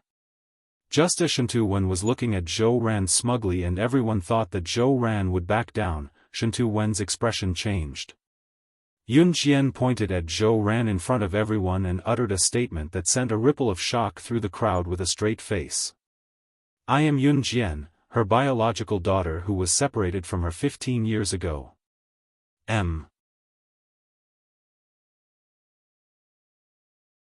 Chapter 2580. Translator, Endless Fantasy Translation Editor, Endless Fantasy Translation Translator, Endless Fantasy Translation Editor, Endless Fantasy Translation. If we're talking about an outsider, you should be the outsider. Who do you think you are to strut around in my house? Yun Jian grabbed the old lady's hand and uttered the words that were extremely calm to her expressionlessly. Once she spoke, Zhou Ran who stood where she was with the stack of money, Yun Mu who rushed up to stop the old lady when she was about to attack Zhou Ran, Wen who carried a branded bag and was dressed to match Yun Ni, as well as Yun Ni and the old lady herself. Everyone present was completely stunned by Yun Jian's words. You. What did you say?" The first one to react was not Zhou Ran but the old lady. At this time, the old lady stared with her pair of black eyes, and a look of horror flashed across her face. Jian, You're Jian, Zhou Ran stared at Yun Jian after she heard what she said. She stared at Yun Jian, her voice soft and her words heavy as she spoke with all her might. Yun Ni was dumbfounded as well. The briefcase in his hand fell to the floor with a clatter. Didn't they say they were separated for 15 years? How could they find her? Wen had heard of Yun Ni's family background as well, so she exclaimed in disbelief. The old lady's face was terrifyingly dark as well. "Are you my elder sister? You're my Yun Jian Jijia?" Yun Mu was stunned. In the next second, she dashed to Yun Jian and threw herself into Yun Jian's arms. Sis. Yun Mu, who was 18 years old and 5 centimeters taller than Yun Jian, had short hair and looked exactly like a boy. She cried with all her might, tears streaming down her cheeks despite not shedding a single tear for more than a decade. Yun Mu was only 3 years old when Yun Jian was separated from her. When her younger brother was kidnapped, Yunying was already in her teens. But Yun Jian was no longer around, so she was the elder sister. From the day her parents divorced, Yun Sheng cut off the long hair that she loved the most for more than 10 years. She swore that she would protect her mother like a boy. Be the pillar of the family. She wanted to protect her mother from being bullied. So she forced herself to live as a boy. After witnessing Yun Jian's skills at the West Gate Market, Yun Mu's face was full of envy. If she had such skills, she wouldn't have been bullied all the time. When she found out that Yun Jian was her biological sister and recalled the way Yun Jian had protected her, she burst into tears on the spot. She was also someone who had her elder sister protecting her. In response to the crowd's bewilderment, Yun Jian spoke calmly, "I am. Just because you say so? What if it wasn't? How can you prove that you're Yun Jian who was lost 15 years ago?" When the old lady heard that Yun Jian was her long-lost granddaughter, not only was she not agitated, she glanced at Yun Jian instead. To the old lady, other than boys, everyone else had nothing to do with her. Before Yun Jian came out of Zhou Ran's womb, the old lady was so nice to Zhou Ran that she looked like she was going to dig her heart out. When Yun Jian was born naturally and it was a girl, the old lady rushed home from the hospital in a huff and did not visit Zhou Ran again. When she found out about Yun Jian's identity, the old lady was not surprised at all. Instead, she loathed her even more. She must be my Jian. From the first time I saw her, I knew she must be. I can feel it. She's my Jian. Zhou Ran shuddered as the stack of bills in her hands fell to the floor. She rushed over to hug Yun Jian. Money was never as important as her child to Zhou Ran. Opening her mouth, Zhou Ran wanted to say something as happiness came too suddenly. She had thought about it countless times in her dream, but she could not bring herself to say it when she saw Yun Jian. "Can you call me Mom?" Zhou Ran asked, looking up at Yun Jian. Yun Jian looked back at her. Just when Zhou Ran and everyone else thought that Yun Jian would not say it, she pressed her red lips together and said expressionlessly, "Mom." "What Mom?" "Stay away from the Yun family from now on. You even took my son's money. So what if you found your daughter? Don't expect my to raise your daughter for you. You're the woman who lost my eldest grandson. Find my eldest grandson if you have the guts." The old lady pounced to pick up the bills on the floor and started lecturing with clicks of her tongue. Translator, Atlas Studios. Editor, Atlas Studios.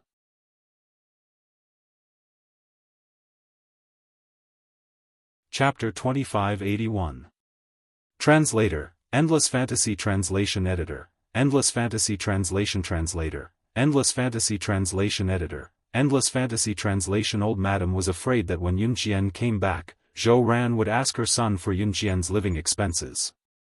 She also hated Zhou Ran for letting her grandson, Yun Zhu, whom she had painstakingly obtained, be abducted. "Mom!" Yun shouted when she heard Old Madam's words. "What's wrong? Did you rebel? Are you going to go against your mom for a woman who has nothing to do with you? Don't forget that you're going to marry Wen next month. Wen, isn't she?" Old Madam did not wait for Yun to finish her words. She picked up the 100 yuan that had slipped from Zhou Ran's hands and stuffed it into her arms, as if she was afraid that someone would snatch it away. She glared fiercely at Yun Jian and Zhou Ran with her round eyes, as if she was afraid that Yun Jian and Zhou Ran would snatch the 100 yuan from her arms. "Auntie, I suggest that we let her do a DNA test to know if she's Ni's daughter. After all, Ni is already a big shot in our company. We must always be on our guard." Shen Tuan walked to Old Madam's side and held her hand as if she was following Old Madam's words. "You're still calling me Auntie. You and Ni are going to get married next month. Call me Mom." Old Madam's attitude toward Shen Tuan was completely different from Zhou Ran's. She patted the back of Shen Tuan's hand affectionately and said. After that, she looked at Zhou Ran with deep hatred and said, "Did you hear that? I want you to bring this person who claims to be your daughter to do a DNA test. Also, don't even think about getting a single cent from my family." Bang! Just after Old Madam finished speaking, Yun slammed her fist on a wooden table. Quang quang quang. The wooden table made a huge shaking sound. Following the shaking sound, Yun roared at Old Madam angrily and hoarsely, "Enough. Do you think I can't see through my own daughter? Do we need to do a DNA test to see if she's my daughter? I never agreed to the wedding next month. Get married yourself. Other than Ran, I won't marry anyone else in my life. Get out. Get out. Get out of here." Yun was usually an honest person, and Shen Tuan was also the reason why she liked Yun If she married Yun in the future, with Ni's temper, she would be in charge of Yun Ni's way. Yun Old Madam, and was? Old, Yun, was old with the. Translation was translation old? Was translation? Translation? How? You. Damned woman, remember this. Don't think that I don't know how much money my Ni borrowed from you. Should that money with Yun, should that amount, it at least money. If you don't return the money, I'll sue you in court tomorrow. Old Madam was so frightened by Yun Ni's scolding that she took a few steps back. Then, she looked at Zhou Ran and screamed like a crazy woman. 100,000? After Old Madam screamed like a lunatic, Yun Jian looked up. Her eyes were cold, and her lips moved slightly as she spoke. That's right. 100,000. Your mother won't be able to save this amount of money even if she works her whole life. You're still pestering or even after you're divorced. Your mother is the mistress. Old Madam glared at Yun Ni. Just when Old Madam thought that Yun Jian would refute her verbally or be surprised that Zhou Ran owed her family so much money, Yun Jian's lips moved slightly. Oh, 100,000. In the next moment, everyone saw Yun Jian walk to the side and take the travel bag that she had left at the door. Then, in front of everyone, she unzipped the travel bag and turned it upside down. Everyone saw a large stack of US dollar bills falling out of the travel bag. At that moment, Yun Jian squatted down and picked up a stack of US dollar bills from the ground. She waved it at Old Madam and said expressionlessly, "This stack of 10,000 US dollars is equivalent to more than 60,000 renminbi. I have 500,000 US dollars here, which is more than 3 million renminbi. Old woman, is that enough to pay you back?" Translator, Atlas Studios Editor, Atlas Studios. Chapter 2582. The stacks of banknotes were dug out from the travel bag. Although they weren't red Grandpa Mao banknotes, none of the people present had ever seen so much money in their lives. At this moment, they were all shocked and stood rooted to the ground. The old lady's eyes widened. Her pair of black eyes darted left and right, back and forth. Her face looked as if she had eaten feces and instantly turned as white as ice. Enough, enough, enough. The old lady looked as if she had been possessed by a ghost as she walked towards Yun Jian. Her eyes were filled with the pile of US dollar bills in front of Yun Jian. Just as the old lady was about to reach Yun Jian in an obsessive manner, a cold smile appeared on Yun Jian's face. Yun Jian's lips curved slightly. Unknowingly, a lighter appeared in Yun Jian's hand. This scene made Shentu Wan, the old lady, Yun Ni, Zhou Ran, and Yun Ran's eyes widen in shock. What are you doing? What are you doing, child? No. The old lady rushed over like a lunge. However, Yun Jian was one step ahead of her. In front of the old lady, she burned the pile of US dollar bills to ashes. Just as the few people present held their breaths in shock and looked at the scene in front of them in disbelief, Yun Jian's cold voice suddenly rang out. Unfortunately, I won't give you a single cent of this money even if I burn it to ashes. So much money was burned to ashes by Yun Jian in an instant. The old lady and Shentu Wen's expressions were the most interesting. It was equivalent to 3 million yuan in banknotes. It was money that they could never earn in their lifetime. Yet, it was burned by Yun Jian just like that. Oh, the money. The old lady was so angry at Yun Jian that her eyes rolled back and she fainted in front of everyone present. Sister. You're so domineering. Yun Lian clapped her hands and looked at Yun Jian with admiration.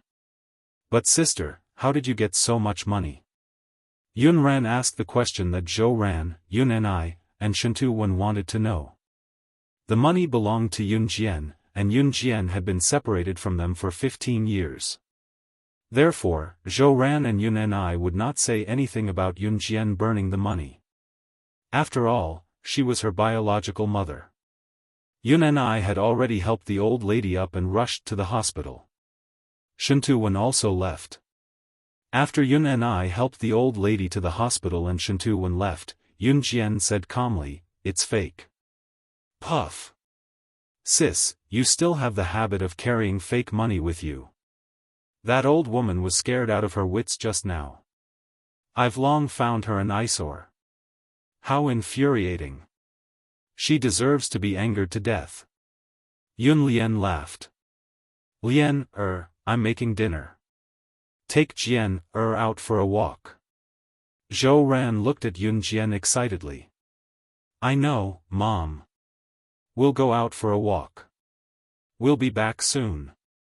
Yun Lian knew that Zhou Ran was going to make something delicious for dinner, so she pulled Yun Jian out excitedly. The residences in the slums were close to each other and the surroundings were messy. It was simple and ordinary, and some places even emitted an awful stench. Yun Meng took Yun Jian away from the slum and went to a school that was equally shabby but had a better environment in comparison. Sis.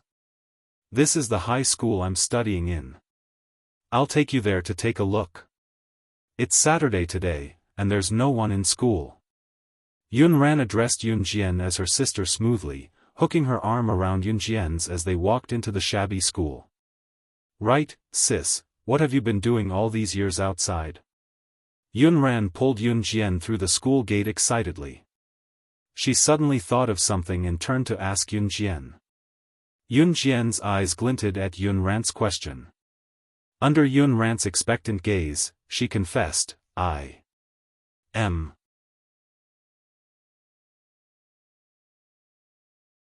Chapter 2583.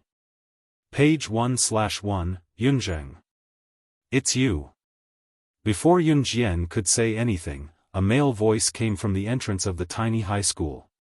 Upon hearing this, Yun Jian glanced sideways. Then, he saw 3 groups of more than a dozen boys walking over with basketballs. The boy who spoke was the one at the front of the group. He had short hair and was wearing a basketball jersey. He was about 1.85 meters tall. He wasn't the most good-looking among the group of boys, but he was the type that was very pleasing to the eye. Following behind these boys was a group of infatuated girls. Even if this high school wasn't famous, there would always be good-looking boys and girls. This was inevitable. Zhou Qiong, are you guys practicing basketball here again? Yuning looked at the boy and asked. Yun Jian could clearly see Yun Yao blushing slightly when she asked Zhou Qiong a question. Yes. Do you want to come along? Zhou Ming seemed to treat Yun Mu as a boy. He walked over and placed his hand on Yun Mu's shoulder in a very natural manner before asking. As he spoke, Zhou Qiong saw Yun Jian. He nodded and smiled at her before asking Yun Jian, who is this? I've never seen him before. That's her elder sister. Yun Mu rushed to reply. As she spoke, Yun Mu's face was filled with happiness. Your sister? Your sister is back. Huh, I really wish you all the best. The boy named Zhou Qiong obviously knew about Yun Luo's family background, so he laughed and said. Hello, Sister Yun Jian. My name is Zhou Qiong. I'm a member of our school's basketball team. Zhou Qiong took the initiative to greet Yun Jian. Hello. For the first time, Yun Jian responded. Zhou Qiong, it's time to continue practicing basketball. It won't be long before we have to compete. One of Zhou Qiong's brothers shouted at Zhou Qiong from afar. Okay. Zhou Qiong replied. She then said something to Yun Ran and Yun Jian before walking over. Yun Jian accompanied Yun Yao to watch Zhou Qiong and the others practice basketball for half an hour. At 6 o'clock, the sun was about to set. Zhou Qiong wiped the sweat off his face with his clothes and walked to Yun Yao's side. Yun Mu was holding a kettle in her hand, knowing that she had prepared it for Zhou Qiong. Zhou Qiong, I've prepared some water for you. Just as Zhou Qiong was about to reach Yun Yao, a girl suddenly spoke up. As she spoke, the girl handed her water bottle to Zhou Qiong. Yun Han, why are you fighting with me over the water?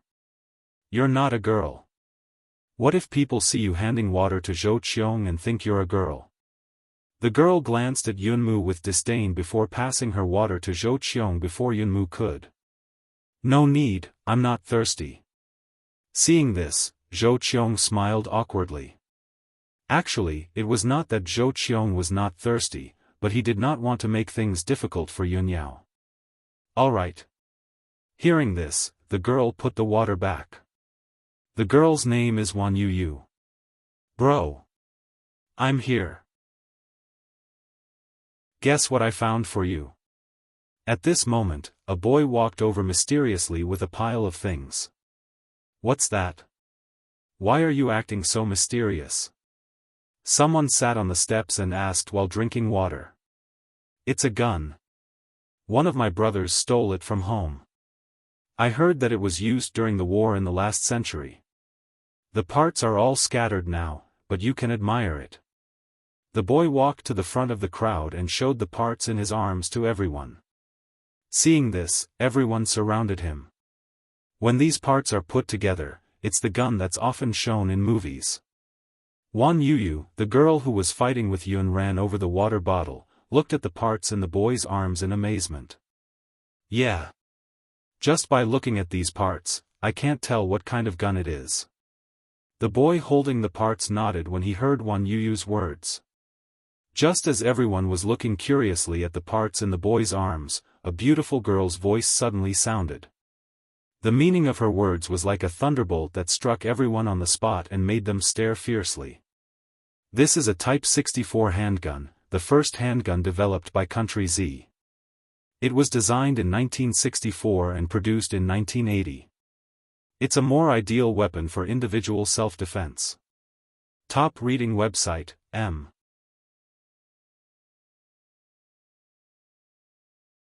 Chapter 2584. Yun Jian's voice reverberated throughout the hall. Everyone was stunned when they heard what she said. Everyone slowly turned their heads to look at Yun Jian.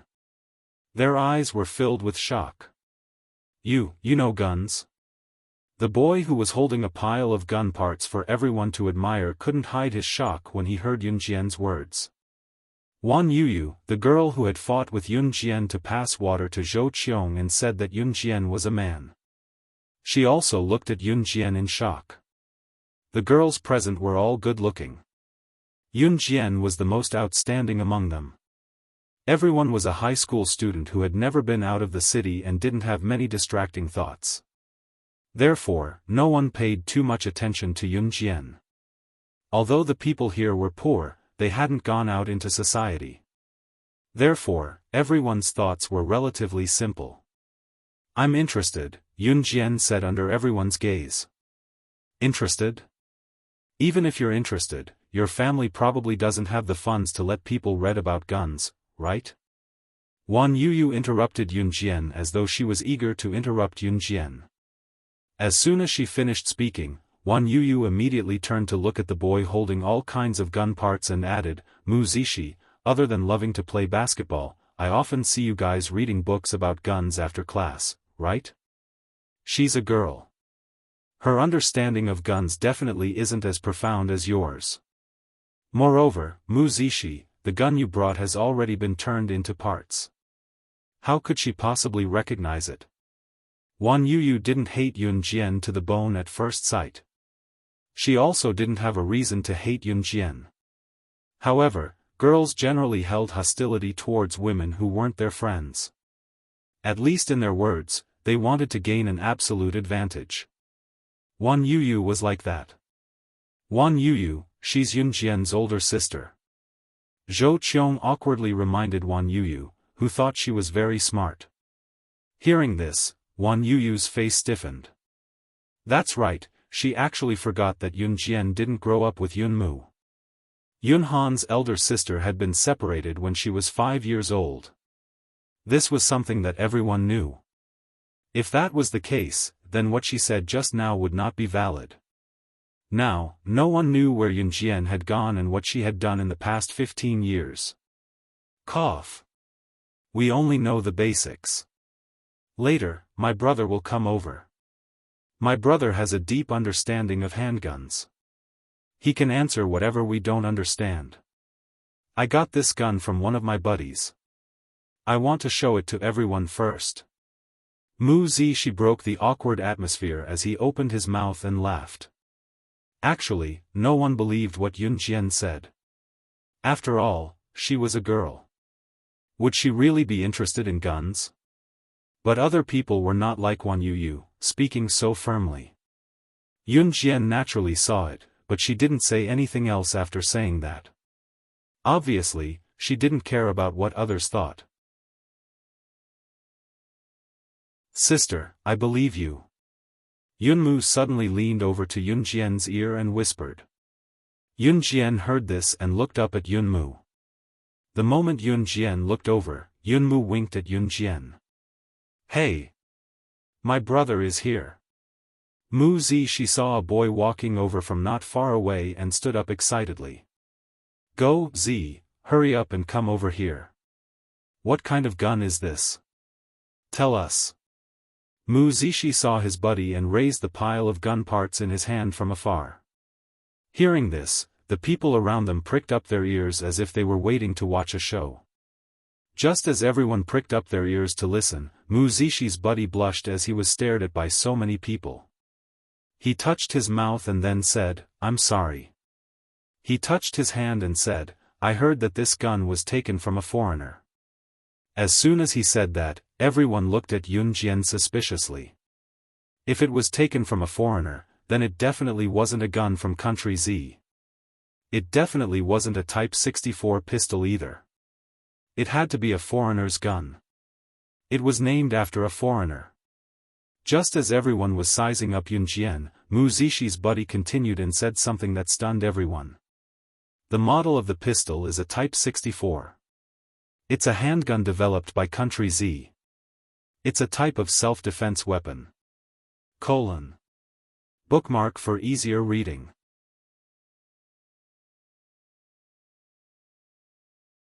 Chapter 2585. Translator, Endless Fantasy Translation Editor, Endless Fantasy Translation Translator, Endless Fantasy Translation Editor, Endless Fantasy Translation. When everyone heard Brother Mu Zishi say that the handgun was taken from a foreigner, they mistakenly thought that the handgun was made by a foreigner. That meant that the handgun was definitely made by a foreigner and would not be named after the model name of the handgun in country Z. What Mu Zishi said after that was like a huge slap to everyone who doubted Yun Jian, a resounding slap to their faces. What?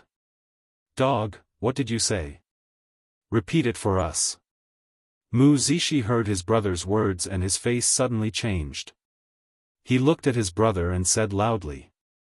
Mu Zishi's heart was filled with a huge question mark. He frowned slightly and swept his eyes across the scene. He was stunned for a moment before he said, I said that the model of this gun is a Type 64 handgun that was developed by country Z? What? Did I say something wrong? Just as Mu Zishi's brother finished speaking, Mu Zishi had already jumped down the stairs and walked towards Yun Jian. At the same time, Mu Zishi lightly spoke to Yun Jian, F***ck. You really know guns. Awesome.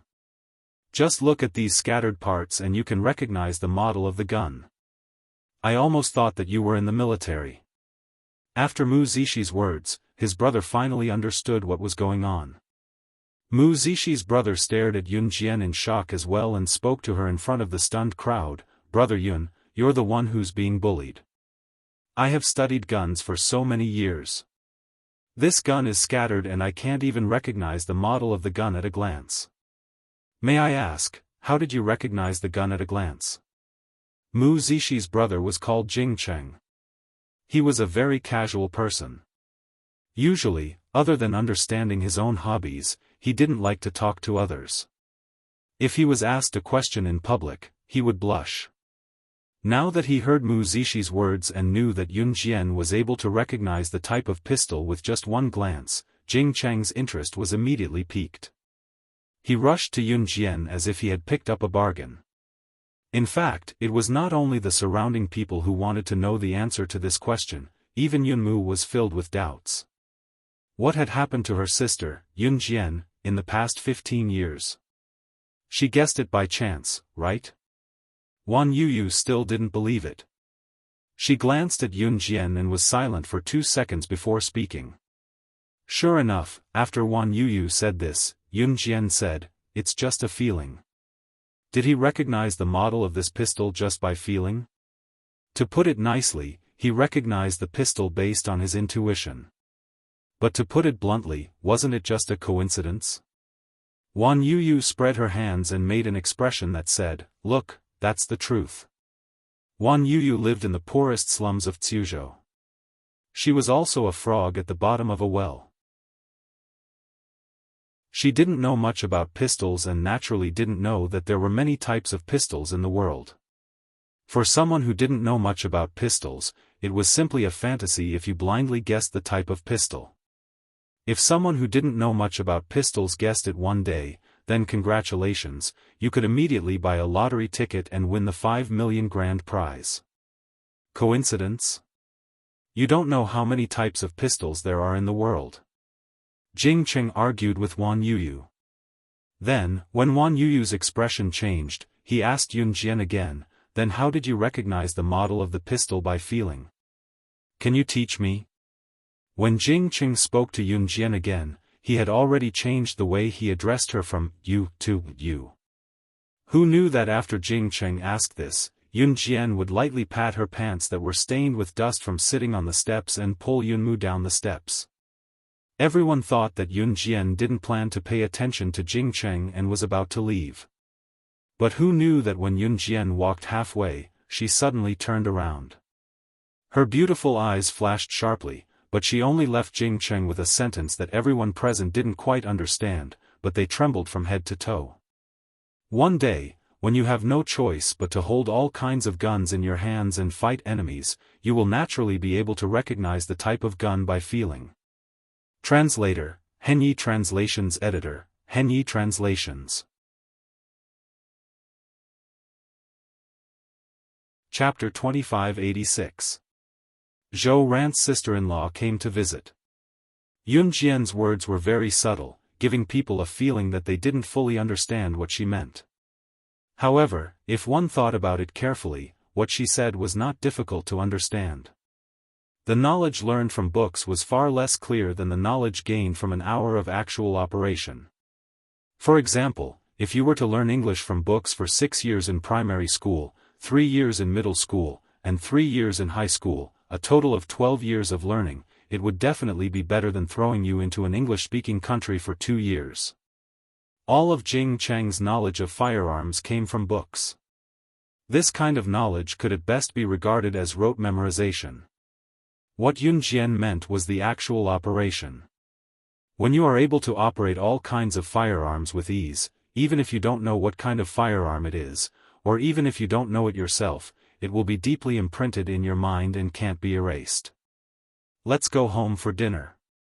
Everyone around them was stupefied by Yun Jian's words. It was not only because Yun Jian was able to say something so profound, but more importantly, it was because Yun Jian was able to say something like that. Did that mean that she was very knowledgeable about firearms, just as she said? She had once had to hold all kinds of guns in her hands to fight the enemy? Country Z was a country that prohibited the use of firearms, and Yun Jian was Yun Mu's biological sister who had been separated from her for 15 years. If you compare this. In that case, where had Yun Ying's sister, Yun Jian, gone all these years? The hearts of everyone present were filled with doubt, and they urgently wanted to know the answer. However, by the time everyone wanted to ask, Yun Jian had already walked far away with Yun Mu. Zhou Qiong, see you tomorrow. After Yun Yao and Yun Jian were more than 10 meters away from the crowd, she turned around and waved at Zhou Qiong. See you tomorrow. Zhou Qiong nodded at Yun Lian. Her short black hair was very dazzling under the setting sun. Even though Yun Mu had thousands of questions that she wanted to ask Yun Jian personally, she still chose to ask after dinner. After returning home, Zhou Ran had already prepared a very sumptuous dinner, a small fish the size of a hand, a plate of homegrown vegetables, a nest of pickled meat and bamboo shoots, and a plate of glutinous rice intestines stir-fried with meat. The last 2 dishes were produced during the New Year. Because Zhou Ran's family raised pigs, she was given some pork. She developed the pork and even made glutinous rice sausages. If it was in the past, this amount of food was enough to last Zhou Ran and Yun Yao for 5 days. But today, when Yun Jian came back, Zhou Ran compared the dinner she made in the evening with the previous one. It was much more sumptuous. Jian, I don't know what kind of life you've been living all these years outside. I'm sorry. Zhou Ran's tears fell again as she spoke. It's okay. I've been living well all these years. Yun Jian pressed her lips together and pulled a napkin from the table to pass it to Zhou Ran. Zhou Ran quickly wiped her tears away. Eat. This dish isn't particularly good, but try it. Try Mom's cooking. Zhou Ran stood up to take some food for Yun Jian.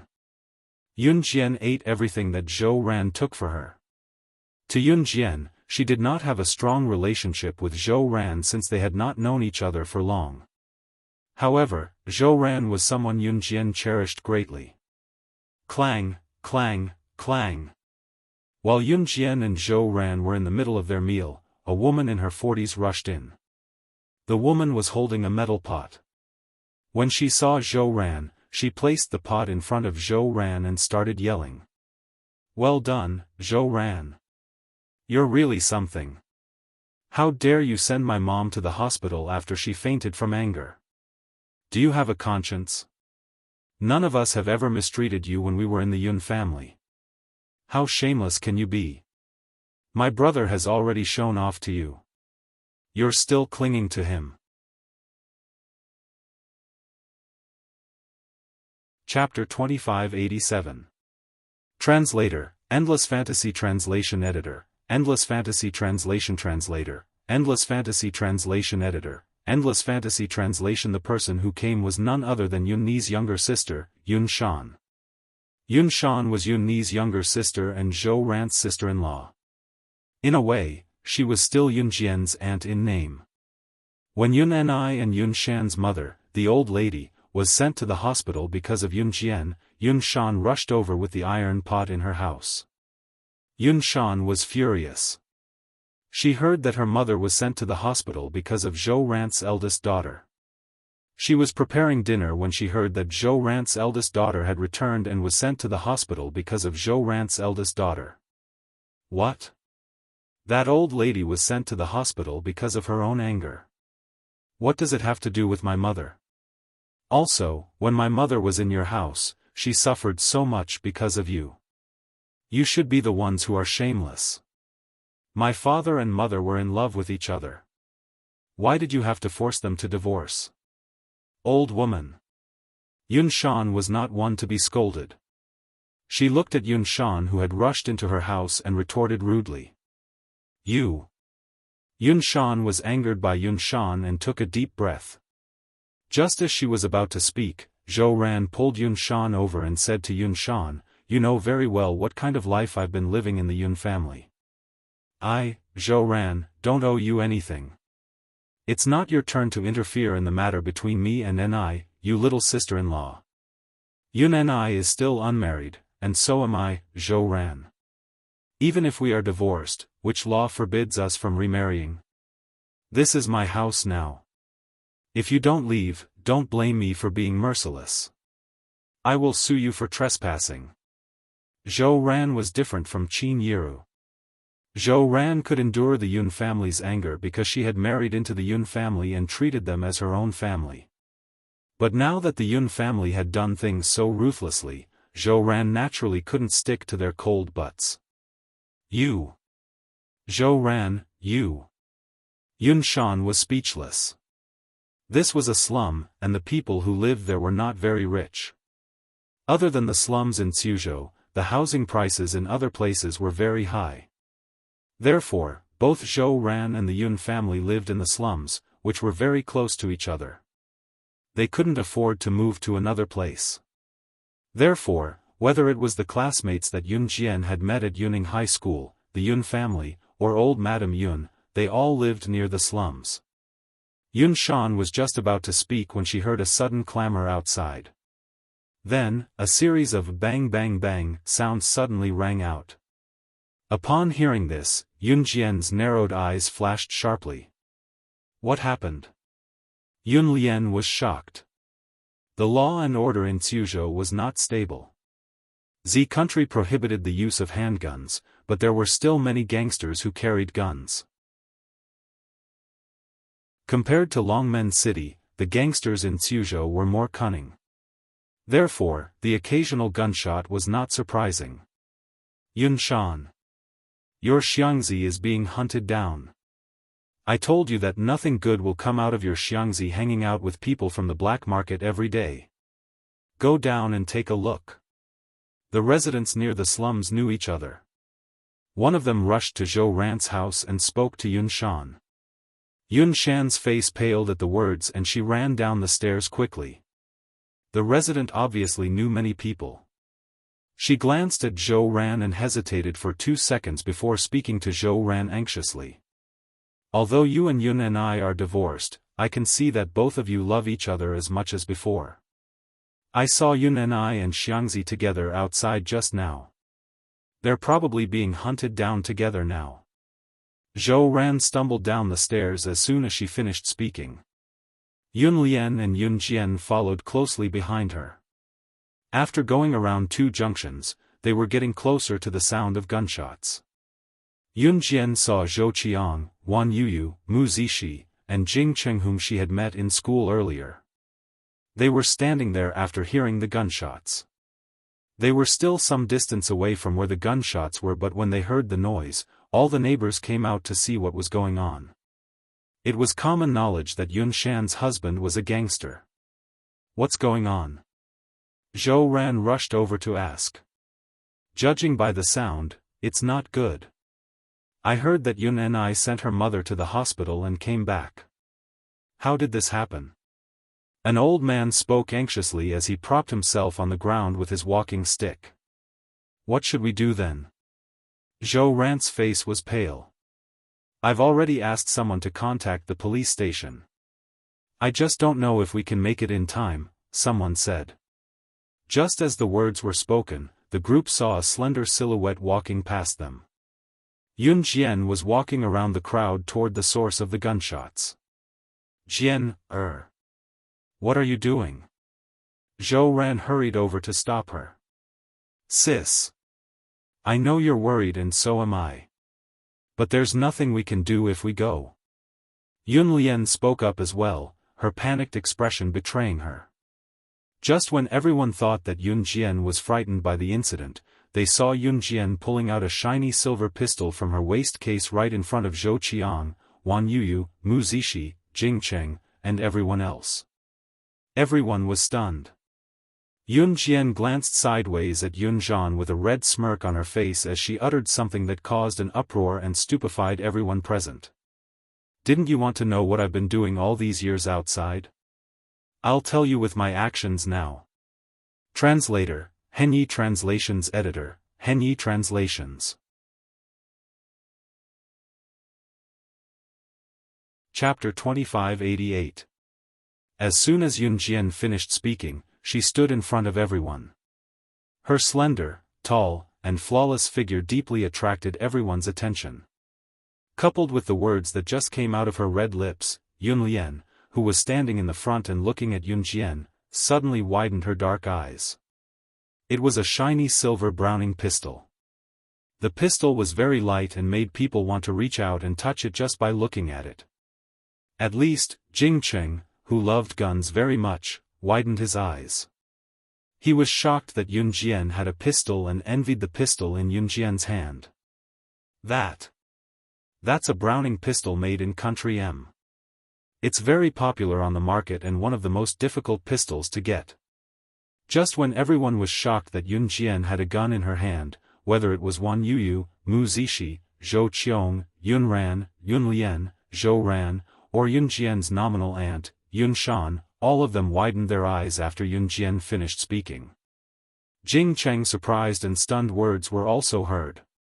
At the end of his words, everyone was stunned again by Jing Cheng's words. They were not only shocked by Yun Jian's words, but also shocked by the gun in Yun Jian's hand. They even questioned what kind of person Yun Jian was. She could actually get the most popular pistol on the market, which was extremely difficult to get. She was not an ordinary person. She could do it. He was indeed a young man who loved guns to the bone. Even at this time, he still remembered the model of the gun. Yun Jian smiled. It had been less than 20 seconds since Yun Jian had taken out the silver pistol and said those words. After hearing Jing Cheng's words, she took out another Beretta 92F pistol from the waist case on her other side, which was so hidden that no one could see it, and threw it at Jing Cheng. Yun Jian suddenly threw a gun at him. Jing Cheng didn't know why. He hurriedly caught the Beretta 92F that Yun Jian threw at him. When he raised his head, Yun Jian had already disappeared. He only left behind a sentence that made Jing Cheng's blood boil. "Protect my sister and mother for me, and I'll give you this pistol." The group of people who were left behind blinked their eyes fiercely. Their hearts were filled with complex emotions. Especially Wan Yuyu, her expression changed the most. Yun Lian lived like a boy and even fought with boys. She did not act like a girl at all. This was the reason why Wan Yuyu had always mocked Yun Mu. When he first met Yun Jian, he thought that as Yun Jian's older sister, Yun Jian should be gentle and virtuous. But she actually carried such a dangerous handgun with her at all times. The girls in the Yun family were each more ferocious than the other. Were they all the same as the boys? No, they were even more manly than the boys. In an alley at the entrance of the slum, Yun Shan's husband, Xiang Zi, dragged Yun Ni into an alley to hide. The two of them hid behind a pile of garbage that was 5 meters high at the entrance of the alley. Yun Shan's husband, Xiang Zi, was called Wen Zhengxiang. Unlike his wife, Yun Shan, Wen Zhengxiang was a very upright person. In his early years, because his family was poor and could not afford to eat, they could not even afford to raise the children at home.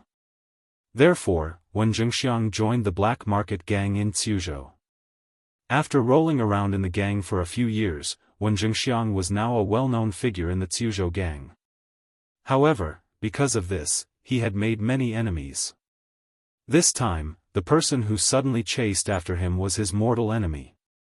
"Yun and I, you go first. Go around the back of the alley. Run." Wen Zhengxiang saw that the road was blocked. He pushed Yun and I and shouted, "Ha ha ha! Run? No one can run away." As soon as Wen Zhengxiang finished speaking, 4 or 5 pistols were aimed at Wen Zhengxiang and Yun and I from different angles. A man with a big X scar on his face appeared in front of Wen Zhengxiang and Yun and I. He smiled wickedly. "Wen Zhengxiang, I caught you this time. You're dead. You'll die on your own. You even dragged a relative down with you. How nice."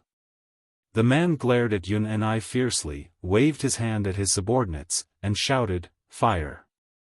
Beat the two of them into a hornet's nest." Bang, bang, bang, bang, bang. As soon as the man finished speaking, a series of gunshots rang out.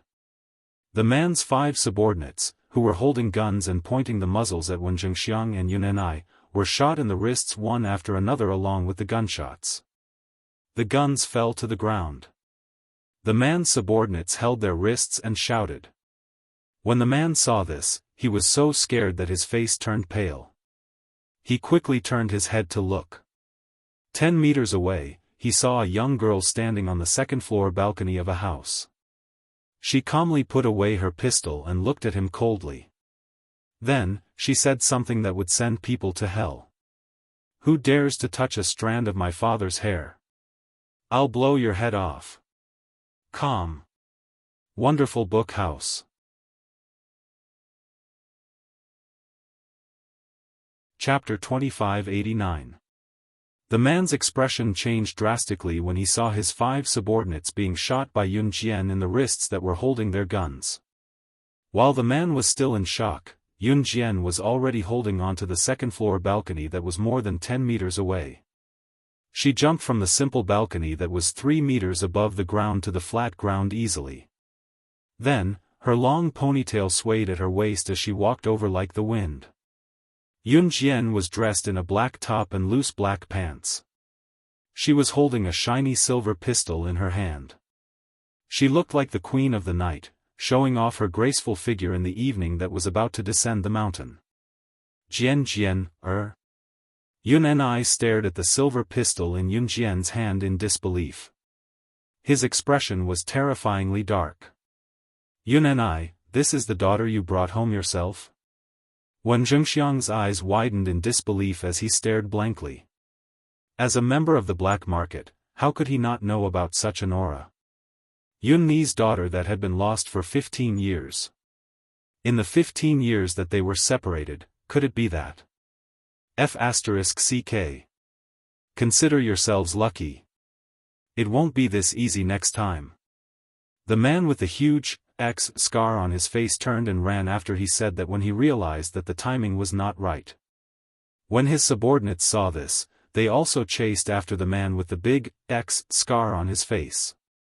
Wen Zhengxiang and Yun and I breathed a huge sigh of relief when they saw this. Yun and I, your daughter is amazing. If it wasn't for your daughter, we. Wen Zhengxiang held his arm that was grazed just now and told Yun and I. However, just as he said that, bang! A gunshot that startled the birds on the telephone pole and sent them flying away suddenly rang out when Wen Zhengxiang was halfway through his conversation with Yun and I.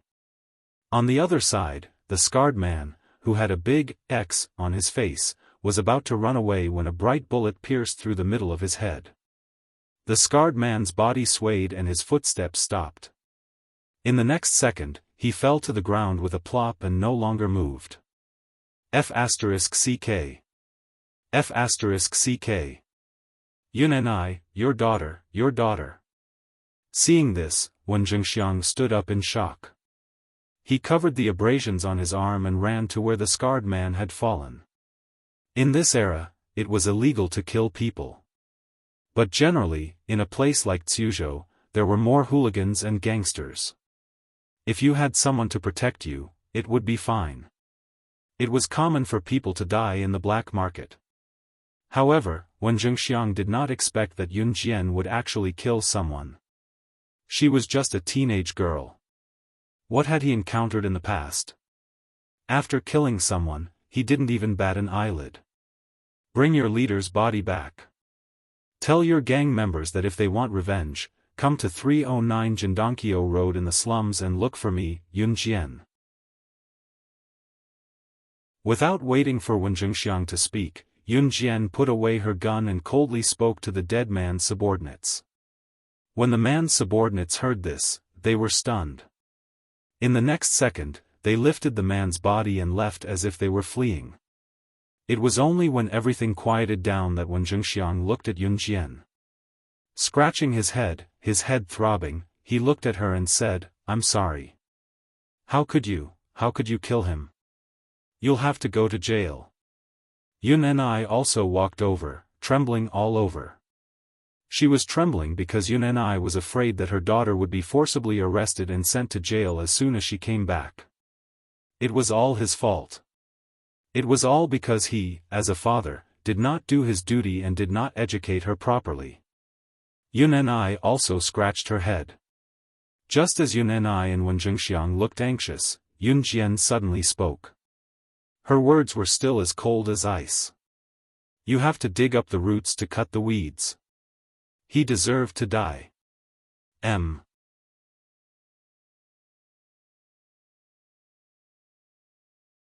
Chapter 2590. What kind of environment made Yun Jian the person she was today? Yun and I and Wen Zhengxiang didn't understand. The two of them hurriedly brought Yun Jian back to Yun Ni's house. The neighbors who were standing at the intersection and didn't dare to go forward when they heard the gunshots had already gone home. Only Yun Ran's classmates, Zhou Qiang, Wan Yuyu, Mu Zixi, Jing Cheng, and Yun Shan, followed in. Dad, what's wrong with you guys being so flustered? Also, you guys should be fine just now, right? Dad, did sister save you guys? Sister is also a gangster like uncle-in-law, right? Yun Ran looked at Yun and I and asked curiously. As she spoke, she looked up at her uncle-in-law, Wen Zhengxiang. Lian, let your classmates go home first. Yun and I glanced at Zhou Qiang and the others and said to Yun Ran in a panic. Uncle, we won't say anything. We just want to hear how Yun Rant's sister saved you and uncle-in-law just now. Wan Yu said after Yun and I finished speaking.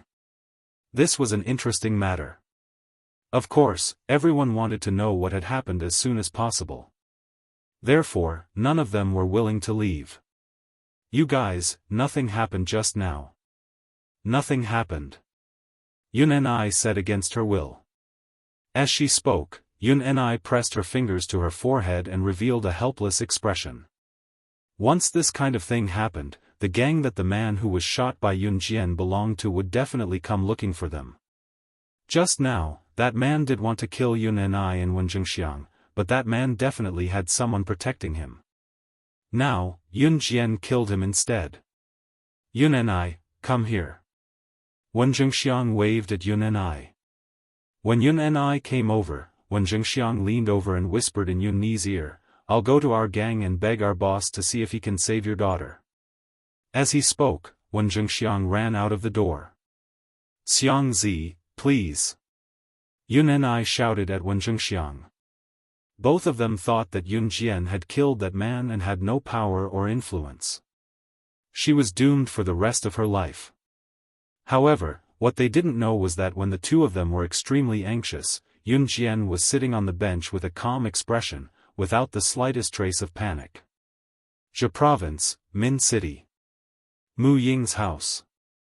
Mu Ying, who had taken the medicine made by Yun Jian, was completely fine.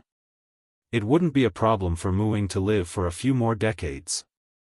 The feeling of her body rejecting her soul had already disappeared. Mu Ying and Mad Dragon began to live a sweet life again. However, Mu Ying found that after she gave her body to Mad Dragon, although the two of them ate a lot of forbidden fruit, Mad Dragon didn't take off his shirt every time they did it. Even when she boldly proposed to take a bath with him with a blushing face, Wild Dragon rejected her flatly. This made Mu Ying very uncomfortable. However, she wanted to take a bath with him. Humph. Walala, the sound of Mad Dragon taking a shower came from the bathroom. Mu Ying took the bathroom key and quietly walked to the bathroom door. She inserted the key into the bathroom door lock. With a "kacha" sound, the door was opened by her. However, when she entered the door, Mad Dragon had already put on a bathrobe and was looking at her with his arms crossed. Seeing this, Mu Ying pouted and turned to walk out. Break up, break up. I want to run away from home. Just as she turned around and took 2 steps, Mad Dragon rushed over and hugged Mu Ying from behind. I won't allow it. Even if you die, you can only die in my arms. Mu Ying took advantage of the moment when Mad Dragon reached out and hugged her back to pull off the tie on Mad Dragon's bathrobe. She turned around and looked at Mad Dragon's upper body with a look of success on her face. However, what she saw were deep and shallow marks that were obviously imprinted not long ago. It looked like a chest that had been deliberately tortured. The wounds were shocking. Calm. Wonderful book house. Calm.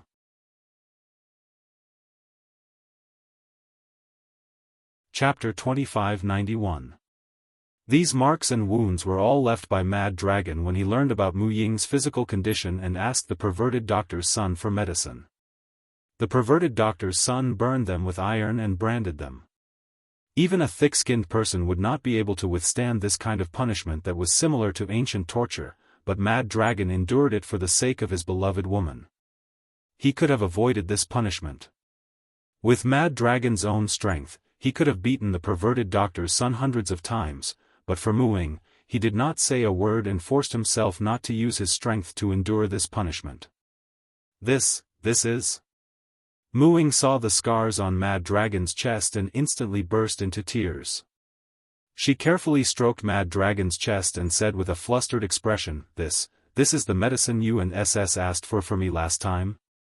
Mu Ying was very smart and hit the nail on the head with one sentence. But just as Mu Ying finished speaking and her tears were about to flow out of her eyes again, Mad Dragon suddenly bent down and kissed her eyes, kissing away the tears that were about to flow out of her eyes. So you can't say anything about leaving me again in this life, or I'll kill you with my own hands and accompany you to hell. Even if he went to hell, he, Mad Dragon, would never let go of her hand. She could only be his woman. If not, then they would go to hell together. He Province, Zhuzhou. Wen Zhengxiang, who had hurriedly ran to find his gang's boss, returned to Zhou Ran's house. As soon as he entered Zhou Ran's house, Wen Zhengxiang rushed into Zhou Ran's house and said to Yun Jian anxiously, without caring that Zhou Qiao, Wan Yuyu, Mu Zishi, Jing Cheng, and other classmates were still there. Our boss agreed to save you. But he needs to know which gang you're from. Your gang's code name. When Wen Zhengxiang said this, his face was filled with anxiety. To Wen Zhengxiang, it was because of him that Yun Jian was in this situation. Therefore, he had to bear this responsibility. Gang? Code name? Sister, are you really a gangster too? Yun Lian was shocked and asked in a daze. Ever since Yun Jian had said to Yun Mu before she went to save people, "Don't you want to know what I've been doing all these years? I'll use my actions to tell you." Whether it was Yun Mu or everyone present, they all thought that Yun Jian had been involved in the underworld all these years. Now that Wen Zhengxiang asked Yun Jian this question, everyone present was even more convinced of this point. Gangsters at such a young age? So powerful. When Mu Zishi heard this, he was somewhat stupefied. Although they didn't know what Wen Zhengxiang meant when he said that he wanted to save Yun Jian, everyone's attention was now diverted to Yun Jian's identity. Seeing that Yun Jian didn't speak for a long time, Wen Zhengxiang immediately spoke. Our gang is a reputable gang in country Z. Our position in the entire country Z's gangs is already in the top 15. Although there's still a huge gap between us and the number 1 Falcon Hall, we'll protect you. Absolutely no problem. The number 1 gang in country Z was Falcon Hall, which was now under the control of Su Zetian. Speaking of Falcon Hall, it was practically a legend. The boss of Falcon Hall was an unfathomable woman, and the current person in charge of Falcon Hall, Su Zetian, was a very powerful person. Wow! Yun Han, your uncle-in-law is actually a member of such a powerful gang. After hearing Wen Zhengxiang's words, Jing Cheng exclaimed to Yun Mu. Amazing! Wan Yuyu couldn't help but be stunned. On the other hand, Wen Zhengxiang's gaze was fixed on Yun Jian. Just when everyone thought that Yun Jian wouldn't speak, or that she would reject Wen Zhengxiang's claim that she was from a gang, Yun Jian suddenly said, "Do you really want to know?" "Yes. Because only by knowing this will our gang's boss be willing to send people to protect you," Wen Zhengxiang said solemnly. Everyone's gaze shifted to Yun Jian. At this moment, Yun Jian's red arc rose. She saw that Zhou Ran, Yun Ni, and Yun Mu were all looking at her with expressions that said they wanted to know what she had been doing all these years. Pursing her red lips, Yun Jian spoke coldly in front of everyone, but her name was like a sudden tsunami that swept through everyone's hearts. The gang I'm in is called Falcon Hall. Code name Rakshasa. Bookmark for easier reading.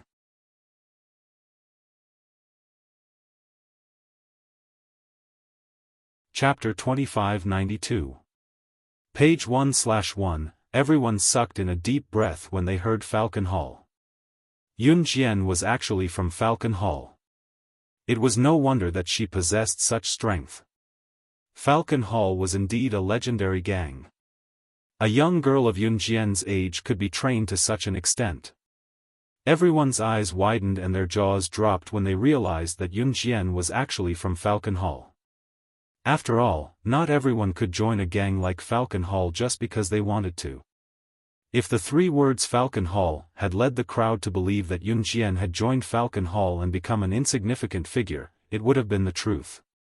Then the 2 words Rakshasa at the back smashed everyone's heads hard, causing everyone present to be stunned on the spot, unable to react for a long time. "What did you say?" Wen Zhengxiang couldn't help but roll his eyelids. He stared at Yun Jian in disbelief, then asked loudly and sharply. "Wasn't Rakshana the woman who led Falcon Hall to become the number 1 gang in country Z in just a few years?" Wasn't she supposed to be a legendary young woman in her 30s? What's wrong? How could he be so much younger than what the legend said?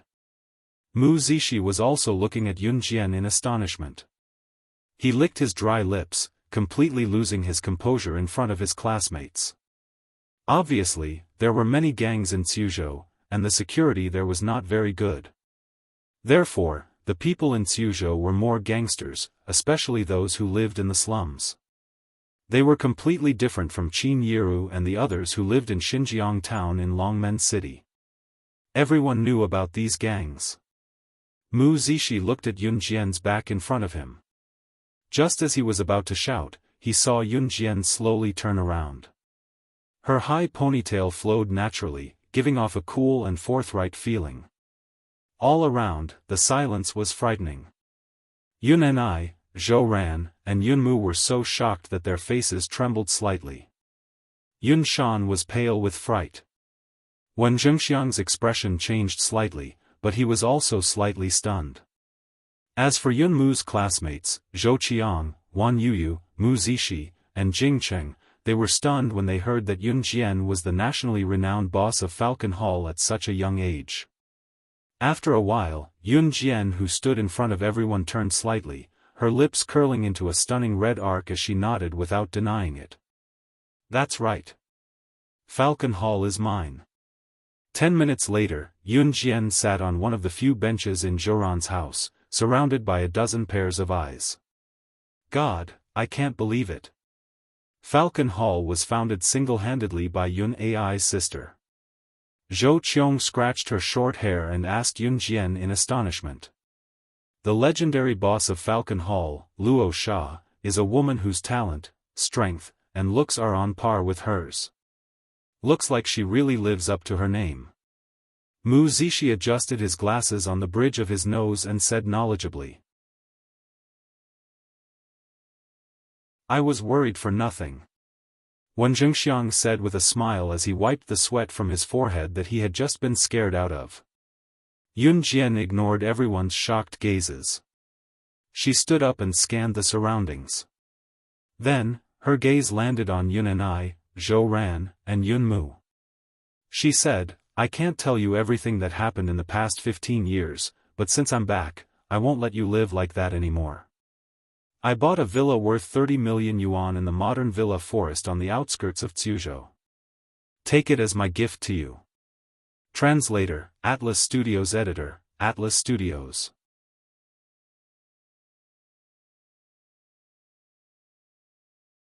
Chapter 2593. Translator, Endless Fantasy Translation. Editor, Endless Fantasy Translation, page 1/1. The poorest people in Suzhou lived in the slums. The wealthiest people in Suzhou lived in the modern villas in the suburbs. One would have to be worth at least 5 million yuan to move to the modern villas in the suburbs. In this era, a villa worth more than 30 million yuan was the kind of luxurious villas that were often shown in television dramas. It would take 3 to 5 minutes to drive from the villa's entrance to the Shen family's courtyard. Yun Jian's words were undoubtedly a blow to everyone present. F***ck. Mu Zishi slapped the table hard and stood up at once. Due to the shock, Mu Zishi accidentally tripped when he stood up and fell to the floor with a thud. He did not even care about the pain as he looked up at Yun Jian. F***ck. Rich. Bro, help me check if my heart is still in my chest. Oh my god, I'm about to pee my pants. Mu Zishi grabbed his buddy Jing Cheng's hand, looking like he had aged from the shock. Cut it out. Jing Cheng hit Mu Zishi while he was down and pressed his finger against Mu Zishi's forehead. Wan Yuyu's entire body had already stiffened into a stone statue, not moving at all. Yun Shan was so envious that her saliva was about to drip onto the floor, but Wen Zhengxiang's expression remained unchanged. Logically, Zhou Ran and Yun Ni, as Yun Jian's biological parents, should be overjoyed. After all, Yun Jian had been doing well all these years to be able to give them a villa worth 30 million yuan as a greeting gift. However, Zhou Ran sensed something when she heard Yun Jian's words. She rushed to Yun Jian under everyone's gaze and grabbed Yun Jian's hand to ask Yun Jian loudly. "Jian, you're still leaving? Aren't you going to stay by our side?" As expected of her biological mother, Zhou Ran immediately understood the meaning behind Yun Jian's words. "Big sister, are you not going to live with us?" Yun Yin also looked at Yun Jian with an expectant expression and asked. Everyone's heart tightened slightly. Everyone hadn't realized it earlier, but now they all realized it.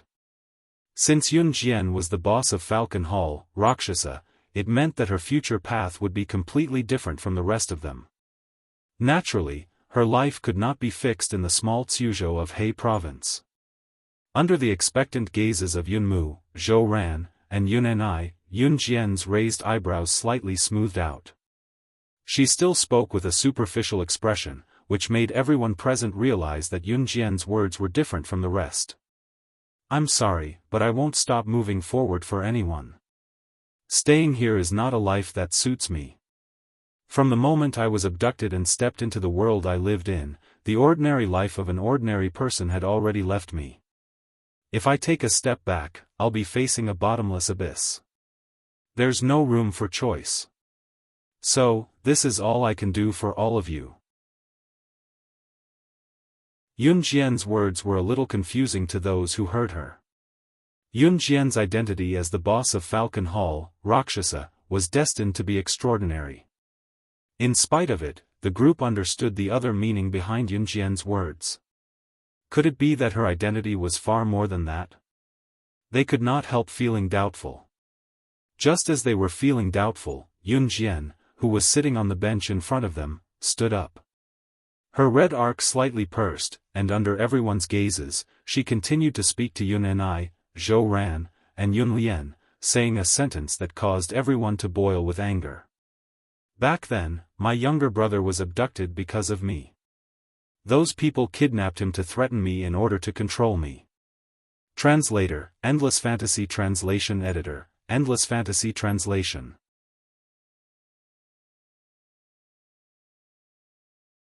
Chapter 2594. Originally, Yun Ni, Zhou Ran, and Yun Mu were still grieving over Yun Jian's unwillingness to live a normal life with them. Yun Ni and Zhou Ran even hated themselves for losing Yun Jian back then, which put Yun Jian in a dilemma. The boss of Falcon Hall must have gone through a lot to get to where she was today. However, Yun Ni, Zhou Ran, Yun Mu, Wen Zhengxiang, Yun Shan, Zhou Ran, Wan Yuyu, and everyone else present still underestimated Yun Jian's status.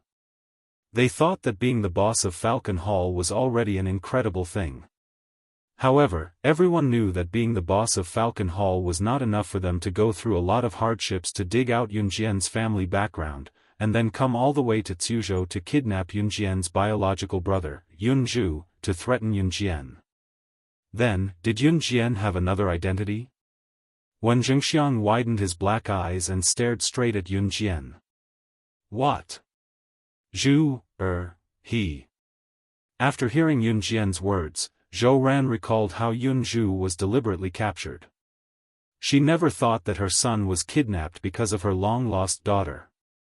Before Zhou Ran could voice her doubts, an unpleasant voice that was hoarser and coarser than a rooster's voice came first. "What? My precious eldest grandson was lost because of a woman like you who can't even grow a beard." The voice was almost roaring. Judging from the unpleasant voice, it was hard to tell whether the voice belonged to a man or a woman.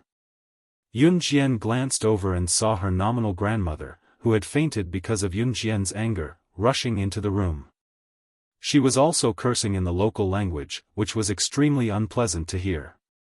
The old lady hated Yun Jian because Yun Jian was her granddaughter. As soon as she entered the room, the old lady happened to hear Yun Jian say that her bastard grandson was lost because of Yun Jian. Therefore, the old lady's disgust for Yun Jian instantly exploded to the freezing point. When the old lady entered the room, everyone in the room saw that there were many people following behind her. When Zhou Ran saw the group of people following the old lady, her expression changed. "You better make yourself clear. How is it because of you that my grandson was lost?" Give my grandson back to me. Otherwise, the Yun family will not let you off. The old lady glared fiercely at Yun Jian with bulging eyes. Behind the old lady were all the aunts and aunts of the Yun family. Everyone who had anything to do with the Yun family was here.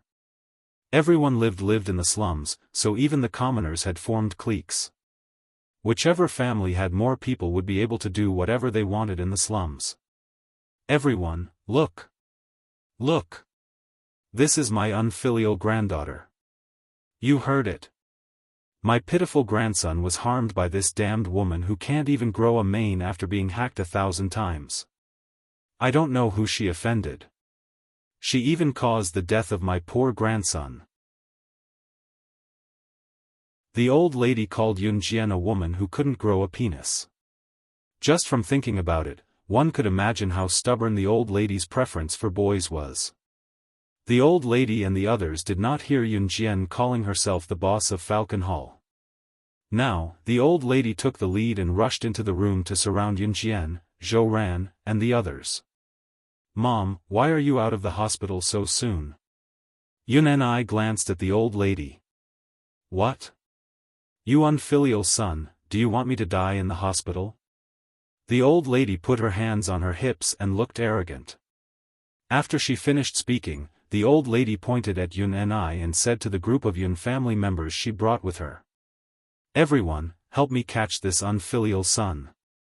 Yun and I has to agree to the wedding next month even if she doesn't want to. I've worked so hard to raise you. Don't tell me that I can't control you.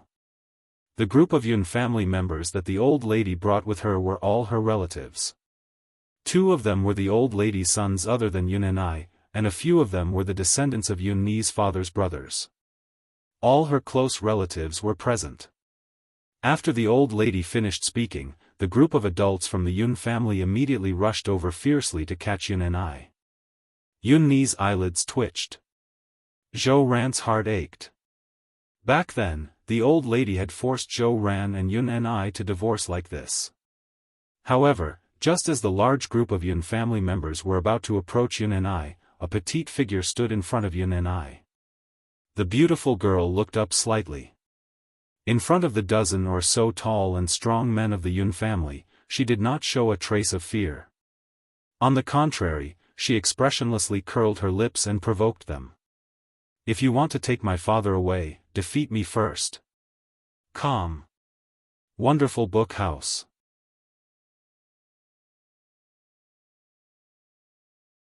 Chapter 2595.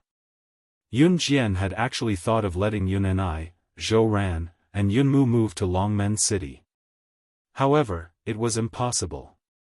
Humans were sentient creatures. No matter how tough life was, they would not be willing to leave after living in a place for half their lives. Zhou Ran and Yun and I were the same. Here, however, the old lady would force Yun and I to marry a woman she did not like. The Yun family still retained the old tradition of obeying one's parents when it came to marriage. Therefore, the uncles of the Yun family were on the old lady's side. They surrounded Yun Jian, Yun and I, Yun Mu, and Zhou Ran like they were crusading against evil. Logically, even if Yun Jian was the boss of Falcon Hall, it should be a little difficult for her to face so many people, should it not? In spite of it, Wen Zhengxiang did not think so much. Stop it. Stop it now. She's. Wen Zhengxiang was afraid that the Yun family would really lay their hands on Yun Jian, so he quickly stepped forward to stop them. Yun Jian, she was, Xiang Zi, stay out of this. Move aside. Otherwise, we'll beat you up too. A tall and plump middle-aged man from the Yun family pushed Wen Zhengxiang away and hollered. The tall and plump middle-aged man glared at Yun Jian as he spoke. Little girl, you're so arrogant. I'll give you one more chance. If you don't move aside, I'll kill you. The tall and plump middle-aged man bellowed as if he was quarreling. Those who were seated at the side trembled when they heard him. The tall and plump middle-aged man was Yun Zhou, who was 1.95 meters tall. He was the strongest person in the Yun family and was very obedient to the old lady. Yun Zhou was the old lady's other son. In terms of seniority, he was ranked after Yun Ni. Strictly speaking, he was Yun Jian's uncle. The old lady wore a smug expression when she saw this. Yun Zhou stretched out his muscular arm and swung it at Yun Jian in front of everyone. There was no way Yun Jian's petite frame would be able to take the blow. Jian, Jian, Yun Ni and Zhou Ran shouted and were about to rush forward. However, before Yun Jian could smash his arm, which was 3 times as thick as Yun Jian's thigh, Yun Jian's petite figure gently moved to the side. In the next second, her nimble snake-like hands coiled around Yun Zhou's arm, which was 3 times as thick as her thighs, and fiercely grabbed him. In an instant, everyone saw Yun Zhou being flung up by Yun Jian and smashed onto a round table not far away. The shabby round table instantly collapsed. The newspapers, bowls, and chopsticks on the round table all slipped to the ground. Ah! By the time Yun Zhou reacted, he had already been flung away by Yun Jian. He let out a painful wail. Zhou, You! How dare you! The old lady stared at Yun Jian, surprised by Yun Jian's ability and abhorred Yun Jian for daring to touch her precious son. Auntie, where's your precious grandson now? Aren't you going to ask? A woman who came with the old lady reminded the old lady. The old lady came back to her senses at that and looked up at Yun Jian, speaking to Yun Jian with a chilling expression. You touched my son and caused my grandson to be kidnapped. Now tell us clearly, why did those people kidnap my grandson? What exactly did you do? Let us find my grandson and I'll let bygones be bygones. The old lady was still confident, refusing to give up until she saw the coffin. Everyone's heart sank when they heard what the old lady said as they turned to look at Yun Jian. Even Yun Ni, Zhou Ran, Zhou Qiong, and Mu Zishi, who had heard from Yun Jian that she was the boss of Falcon Hall, all looked at Yun Jian. Their instincts told them that Yun Jian's identity was far more than that. They thought that Yun Jian would retaliate verbally with the old lady's threatening expression, or that she would not mention what she had done in the past to attract people to kidnap Yun Zhu and threaten her. However, Yun Jian stepped on the newspaper that had slid to the ground from the table and kicked it in front of everyone. On the newspaper, there was a headline titled, "Many young children were kidnapped and sent to assassin organizations to train for many years to become killing machines, killing 1,009 people in 3 years." Everyone's hearts trembled when they saw this. If they guessed correctly, it was the same for Yun Jian 15 years ago. Just when everyone was puzzled and had a vague answer in their hearts, Yun Jian raised her slightly lowered eyes in front of everyone. Under her bangs, her dark eyes were instantly dyed red with blood vessels. Under everyone's gaze, she said something that made the old lady faint, the Yun family members scared half to death, and Yun Ni, Zhou Ran, Zhou Qiong, and the others terrified and shocked. I've killed many people over the years, so naturally, I've made more enemies. If they touch my father again, I don't mind killing a few more. After all, the number of people I've killed is much more than the number of third-rate assassins in this newspaper. Calm. Wonderful book house. Calm.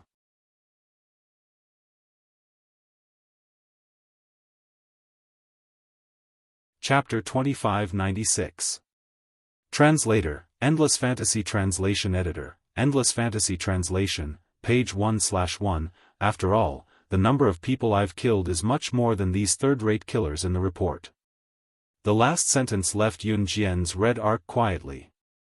The old lady, who was originally full of murderous intent towards Yun Jian, Yun Zhou, who was grabbed by Yun Jian and smashed the round table, and more than 10 people in the Yun family, including Yun Ni and Zhou Qiong, all looked at Yun Jian, who was emitting a gloomy aura from head to toe. Their hearts couldn't help but tremble slightly. Yun Jian's words were clearly flat without any ups and downs, but the meaning in her words was extremely frightening. When Yun Ni heard this, he rushed forward and reached out to grab the newspaper that Yun Jian had kicked in front of the old lady and the dozen people in the Yun family. His hands trembled like a spring as he read the headline of the big news in the newspaper with a trembling voice. Have you ever seen a killing machine more powerful than the killer agents in the movies? According to the confession of the 10 killers who were arrested, 9 years ago, they were abducted into the killer organization and underwent inhumane training with thousands of children. In the end, there were only 20 killers left. They went on missions for 3 years and killed a total of 1,009 people. It is reported that more than half of the children who were abducted more than 10 years ago were sent to the killer organization. When he read this, Yun Ni looked at the news report in the newspaper and couldn't continue. Coupled with Yun Jian's confession just now, in these years, plop, the old lady was so frightened that she sat on the ground. Everyone in the Yun family avoided Yun Jian as if she were a tiger. Zhou Qiong, Wan Yuyu, Mu Zishi, Jing Cheng, and the others were pale. Zhou Ran's expression was the same as Yun Ni's and Yun Mu's.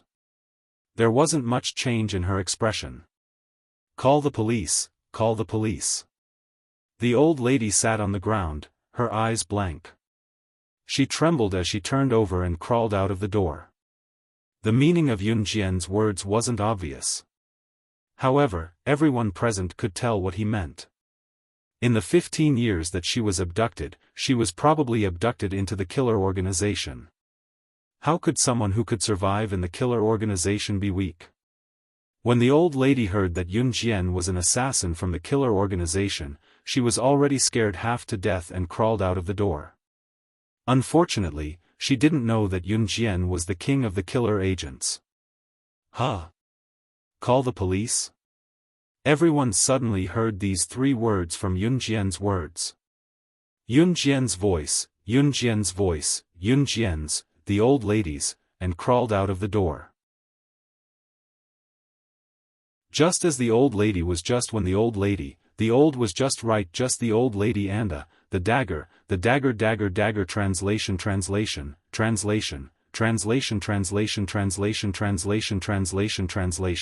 N translation Lu Yu translation